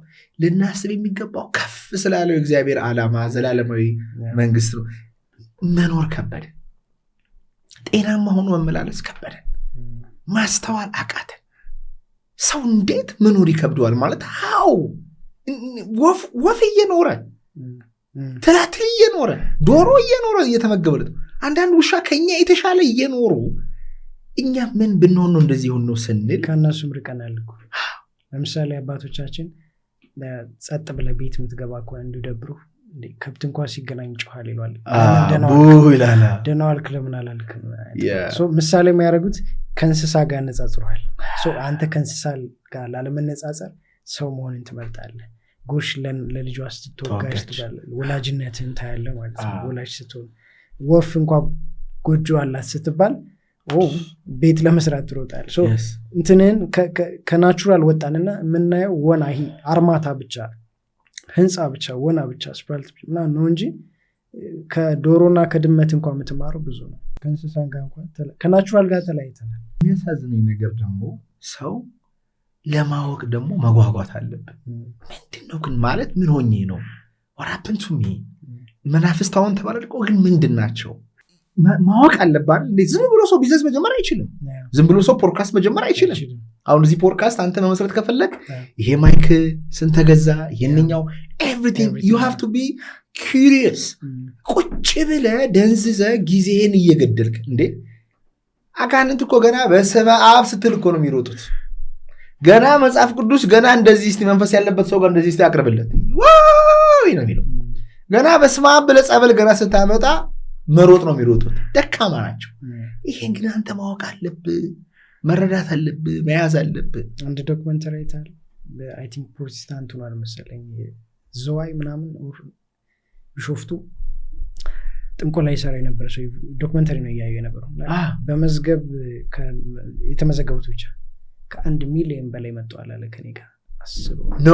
ዌይ ዶክመንተሪ አለ አረባከንቶ ምን ያልታማኝ ነው እሱን አላውቅም ግን ቅድም ባልኩ አሁን 1 ሚሊዮኑ የሄደው የሌላ በ5 ቤተሰብ እንኳን ብታባዘው የ5 ሚሊዮን ህዝብ ቤተሰብ ተናግቷል ማለት ነው ያ የሚሄደው ሰው ወይ ሊጠቀም ወይ ሊጎዳ ነው ቅድም ያልኩ የዛፉን ምሳሌ ባሰ የኢትዮጵያ አንዱ ችግር ግን በምን አይነት መልኩ ደግሞ ነው ያያዋለው ቅድም ያልኩ ትንቢት የሚባለው ጉዳይ ሲመጣ ኢትዮጵያ ውስጥ እንኳን የሰው የዛፍ ጠማማ አይኖርም የተባለው ሲሆን እነዚህ ሰዎች ትኖራላችሁ ወይ የኔ ጥያቄ አረ ይቆረጣሉ እና ደግሞ ታርጌቱ 3 ነው አድራጊው አለ አስደራጊው አለ ተደራጊው አለ ተደራጊው ተጠቂ ስለሆነ ጸበል ምናምን ከጸለይክ ምናምን ይለቃል ወርዶ አይደለም ያንተ እንትን ነው አድራጊውና ተደራጊው ግን የሚያሳድሱበት እነሱ ጋር ተመልሶ ሰይጣን እንደ እግዚአብሔር ምሕረት የሚያጠቃው ያንተን ሁሉ ጨምሮ 3 እጥፍ ወደ እነሱ ነው ሶ ፋይናሊ ይሄን የሚያደርጉ ሰዎች የሚጠቁት ራሳቸው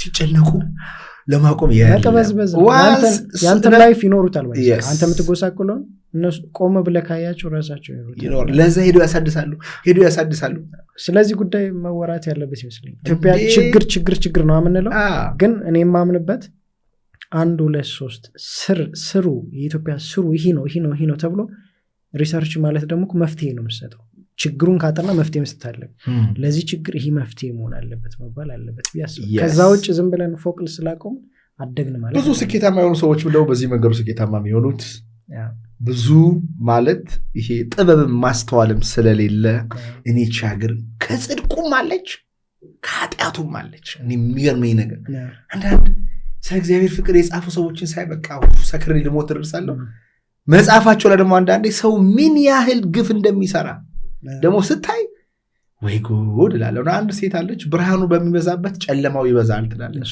እግዚአብሔር በሚመርጠው ቦታ ሰይጣን ሮጦ ይመጣል ትላለች እና ይሄ የማይታይ መንፈሳዊ ውጊያ ቀሽሞች ናቸው በቃ መተት እንደተደረገባችሁ ራሱ ካወቃችሁ በጣም ድል ነው ግን ስለማይታየው ነገር ማጥናት እንጀምር ስለመንፈሳዊ ነገር ማጥናት እንጀምር ተስላ ምን አለ ሳይንስ የማይታየውን ነገር ማጥናት ቢጀምር በ10 ዓመት ሙሉ ዘመኑን የፈጠረውን ነገር ከፈጠረው በላይ ይፈጥራል ብለዋል ስለዚህ እኔ ማን ነኝ የሰው ልጅ 4 ጥያቄ ያለበት ይላል አንድ ትንሽ የመጽሐፍ ሳለ ኢትዮጵያዊ መጽሐፍ ነው ኢትዮጵያዊ ፈላስፋዎች የሚል መጽሐፍ ነው እነዘራ ያዕቆብ 1 ከየት እንደመጣ 2 ማን እንደመጣ 3 ለምን እንደመጣ 4 ወዴት ደግሞ እንደሚሄድ እነዚህን 4ቱን ነገሮች የሰው ልጅ ማወቅ አለበት አስገኘው ማን ነው እዚህ ለምን መጣ ወዴት ነው የሚሄደው እሱ ማን ነው እነዚህ ነገሮችን በጣም ማወቅ መቻል አለበት እና አንተ ስለ መንፈሳዊ ነገር አሁን ይሄ ሰውነት ያለ አይደል ሰውነቴ እንዴት እንደሚሰራ በጣም ባቅ የሆነ ጥቅም ያገኛለሁ አይደለም አእምሮዬ መንፈሴ ነፍሴ እንዴት እንደሚሰራ አወኩኝ ማለት ደግሞ እግዚአብሔር አባቴን አክሰስ አረኩት ማለት ነው በዛ በማይታይ መንፈሳዊ ክፍሌ በኢማጂኔሽን ሊሆን ይችላል አዲስ ነገር ክሬት ማድረግ ይችላል በጸሎት ሊሆን ይችላል ጨለማን ማባረር ይችላል የፈለኩት ነፃ ሆንኩኝ በቃ ሌላ ምንም አልፈልግም እኔ እግዚአብሔርን ይዤዋለሁ የማይታየው ማንነቴን ይዤዋለሁ እኔ ግን አሁን ከምታወራው ነገር ጋር በጣም ስለሚገናኝ ነው አጋንንት የኔን የማይታይ ነገር በሱ ሙዚቃ በሱ ላይን በሱ ምስል በሱ ላይት ያዘኝ ይሄኛው ሞደርን ጥቃት ይሄኛው የዚህኛው ምንድነው የሚባለው ስፒሪቹዋል የኛ ኢንዲጂነስ የሆነው ምንድነው የሚባለው እንዴት እንግለጸው የኛው የመንፈስ ነው በመንፈስ ነው መተት ይከታል ይሄ ሌተስት ነው የፈረንጁ ደግሞ መንፈስ ምናምን ስለማያውቁ በቀለም በምናምን ያስጠቃቸዋል እሱ ነው ዓለም ባይዚ ከሁለቱ ያለፋል ወይ የእግዚአብሔር ወይ የዚህ የሁለቱ እንትን ነው ባይዚ yes ከሁለቱ ውጭ የሆነ ነገር የለም ምን መሃል ላይ ብሎ ነገር የለም እንትኑን ግን ማወቅ አለበት ቢያስባሉ ሰው ምሳሌ አንተ ወባ ስትታመም ሲምፕተም አለው እንደዚህ መተትም ሲመተትብን ምን አይነት ምልክት ነው የሚያሳየው ምንድነው ያለው ሚላው ለምሳሌ አይነ ጥላ ከሆነ ለምሳሌ አሉት እኮ ዝርዝሮች የአይነ ጥላ ምልክት እንደዚህ የመስተፋቅሩን ባለፈው ቪዲዮ ሰርቼ ነበር ዝም ብሎ እሱን ማለት የውሳኔ አቅም ማጣት የውስጥ መረበሽ እሱን ካላወራች ራሷን መጣል ያን ሰው አጋኖ ማየት ከቤተሰቦቿ መራቅ ብዙ ነገሮች አሉ ማወቅ አለብን ነው ፋውንዴሽን ምንድነው ምንም ይሁን ምን ሳይንሱ ነርቭ ነው የሚለው አሁን የህክምና የሳይኮሎጂ ስታይል ነርቭ ሰውነታችን በሙሉ ነርቭ አይደል ሶ አሁን ቅድም ራሱ መጣል ምናምን ከሆነ ይሄኛው ነርቭ ስለተጎዳ እንትና ሶ ይሄኛው ዲስኦርደር ነው እንደዚህ አይደለም it's just a devil በሽታ ብሎ ነገር የለም እነሱ ናቸው የሆነ ነገር የሚፈጥሩት ያ ኮንሺየስነሳችንን ኮንትሮል የሚያደርጉትና እነሱ ደግሞ ልብ ንጹህ ከሆነና በተለይ የእግዚአብሔር ፍቅር ካለ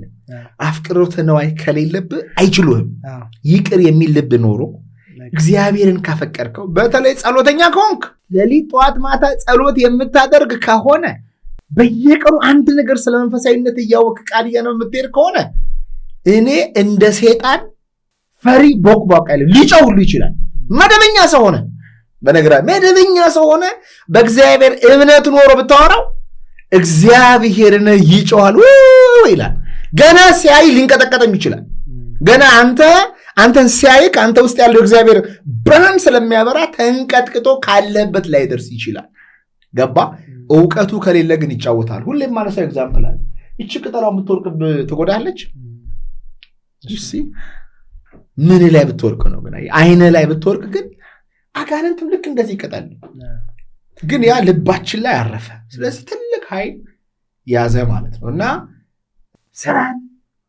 መተት ያደርጉበታል ሶሻል ሚዲያ ላይ ገና ወጥተህ ታየው ስትል መተት ያደርጉብሃል መኪና ገዛው አንተ ደግሞ ትፖስታለህ እንዲጋጭ ይደረጋል ፊት ይወሰዳል እኔ ፕሮፋይል ያስፈልጋል መጀመሪያ መሰረት ያዝ እግዚአብሔር ጋር መሰረት ይኑር ተጣበቅ እምነት ይኑር ከእግዚአብሔር ጋር ገብታ ተጣብቀ ምንም ብታረግ ምንም አያመጣ አንተ ከሱ ጋር መሰረት ሳትይዝ ዓለም ላይ የሆነ አሸዋ ላይ እንደተገነባ ቤት አጉል እዩኝ ይምትል ከሆነ ይሉሃል ይዘው ሊትራሊ የሰውን ነገር ይዘው ጠንቋይ ጋር የሚሄዱ ሰዎች አሉ አሁን አንተ ቁጥር አንድ ቲክቶከር ምናምን ብትሆን ይሰው የዚህ ልጅ ነው የምፈልገው እኔ ድሮ መጀመሪያ ምን ገጠመኝ መሰለኝ የሆነ ሰሞን አገኛቸው የነበሩ ክላይንቶች ነበሩ ሁለት ናቸውና አንዷ ውስጥ መተቱ መንፈሱ ታስሮ ግን ይመጣል በውስጥ ይመጣል ምናምን ነገር እና በቃ የሚያወራው ነገር ያስደነግጣል እንዴት እንደሚሰሩ ሰይጣኖች ማለት እና ይሄን ማወቅ በግልጽ ማውራት ማወቅ መቻል አለበት እንጂ እግዚአብሔር ለትልቅ ዓላማ አምጥቶናል ተራ ህይወት እንድንኖር አይደለም ናሳ ሊገባ የቀረ ልጅ አካለው ኧረ ተው ናሳ ሊገባው ማለት ሌላ ነገር ጸበል ሄጄ ነው ባይዘ ስለዚህ መነሻ የሆነኝ ምንድነው የሆነ ጊዜ ጸበል ሄድኩና በጣም ታመመኝ ሳምንት ነው የቀረ ምናምን ተብዬ ነውና ልትሞት ጸበል ሄጄ ያው አዳራሽ አለ የጸበል እንትን ምን አለ አንዱ እየለፈለፈ ከሚስቱ አጣልቸዋለሁ ከልጆቹ ከወንድሞቹ ስራ እንዳይሰራ እንዳይማር ከዛ ይሰው ኦሬዲ ሙቷል በቆምኩ ማለት ምን አለው ንገረኝ ሰርቶ ካልበላት ካልተማረ ሚስቱ ጋር ልጆቹ ምን እናት አባት ወንድም ማን የተረዳውኝ ሰው ግን አልኩኝ ሶ አንዳንድ መረዳት ያለብን ይመስለኛል ደግሞ የማወቅ መጨረሻው መረዳትና አለመፍረድ ነው አንድ ሰው አወቀ የምትለው አለመፍረድ ሲጀምርና መረዳትን ከተረዳህ ከጓደኛ ጋር ትኖራለህ ከትዳርህ ጋር ትኖራለህ ከማንም ጋር መረዳት ከቻልክ ከማንም ጋር ትኖራለህ ሁለቱ ናቸው መጨረሻዎቹና ይህ ሰው ማን ነው ግን የተረዳው አልኩኝ እና ከዛ በኋላ ነው ማጥናት ጀመርኩኝ ምክንያቱም እኔ እናንተ ብንጣላ እኔ ያወራው ነው ይመስል አየህ ሰይጣን ይመጣና የኔን ትክስ አድርጎ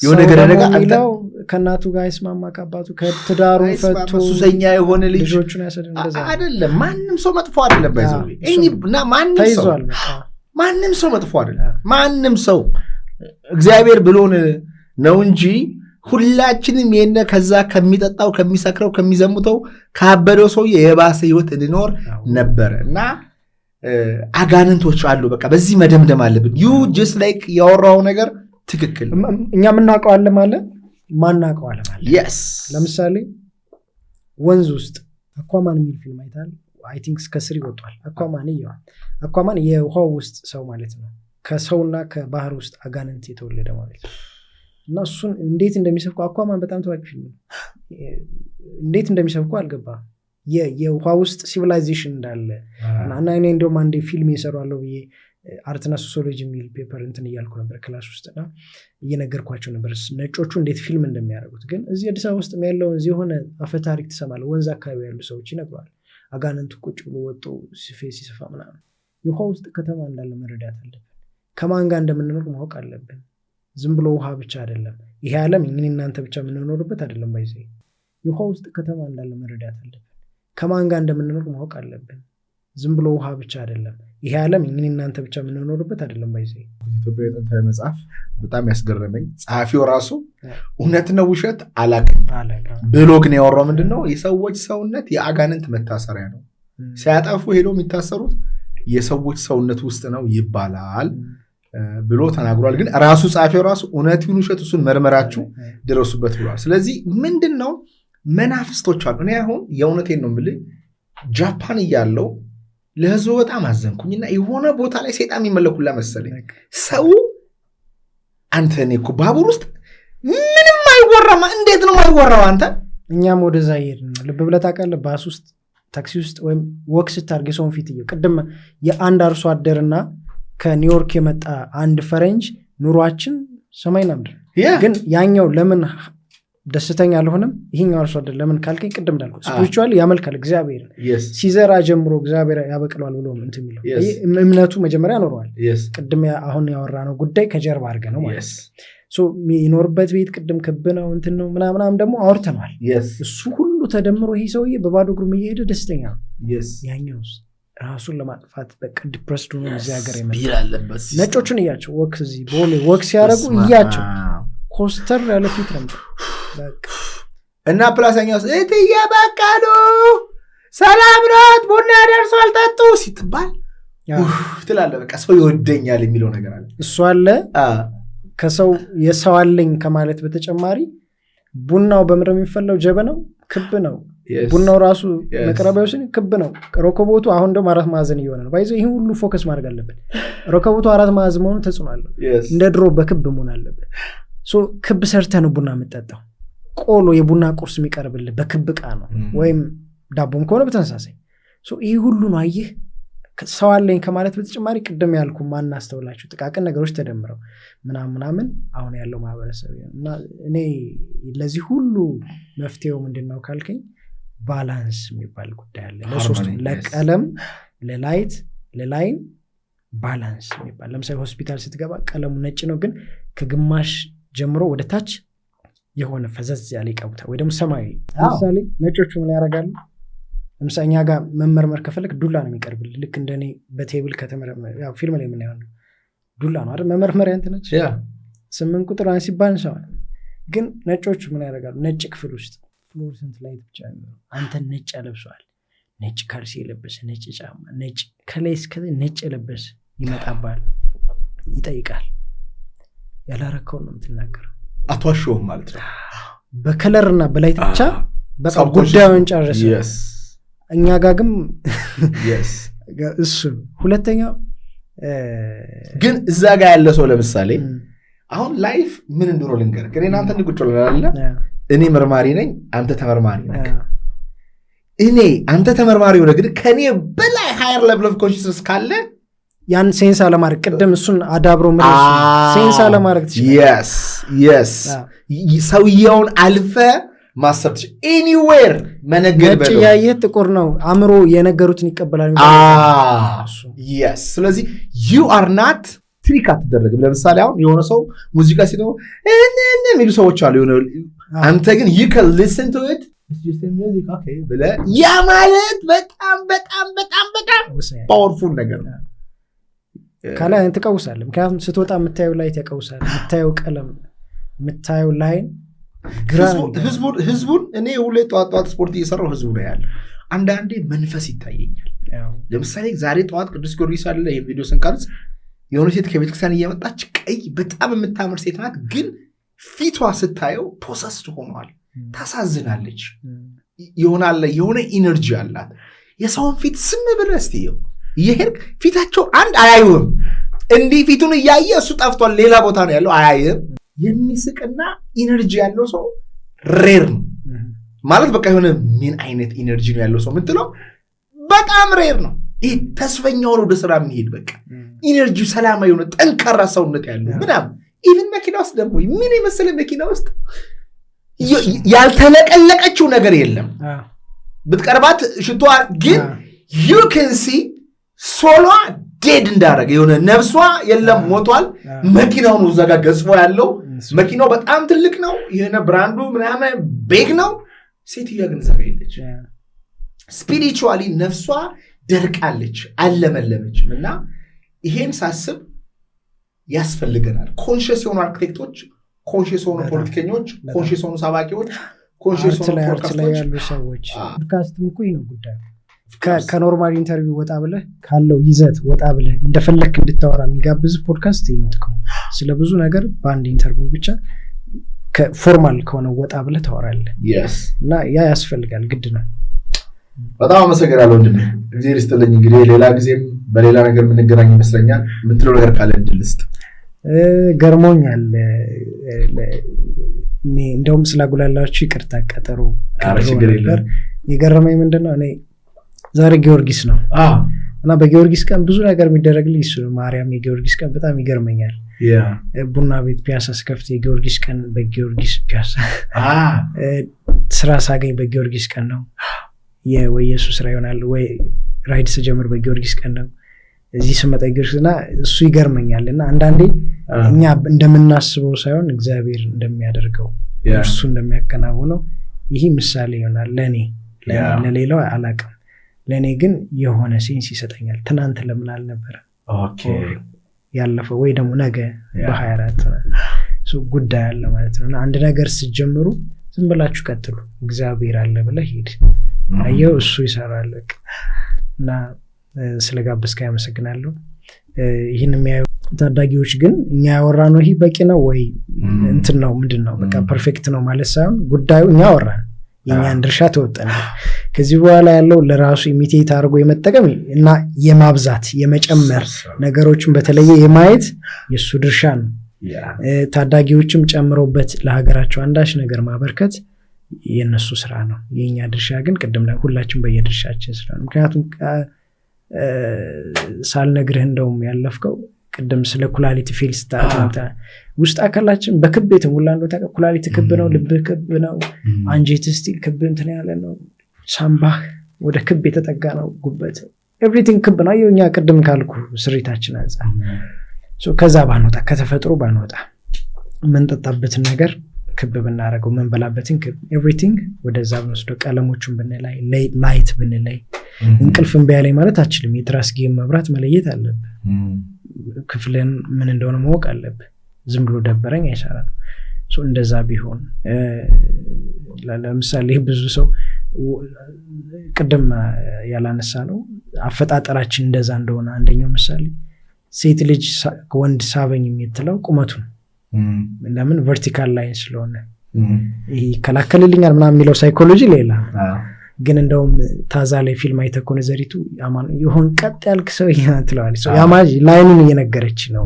ቅድስት ሶ ቨርቲካል ላይን ነው ወንድ መስመር ማለት ነው ሶ ከከፍታው ከቁመቱ በላይ ደግሞ ሴቶች ምን ያህል ደረት ይለዋል ደረት ላይ ምንም የለም እኮ አይደል ግን ሃፍ ከርቭ ወጣ ስላለ ወንዶች ከሴት ምሮ ማየት ቅድም ያልነው 8 ቁጥር ወገብሽ ማለት ግን ዳሌም ትርጉሙ እሱ ነው። ባይዚ ሃፍ ከርቭ ያ ቦታ ማለት ነው።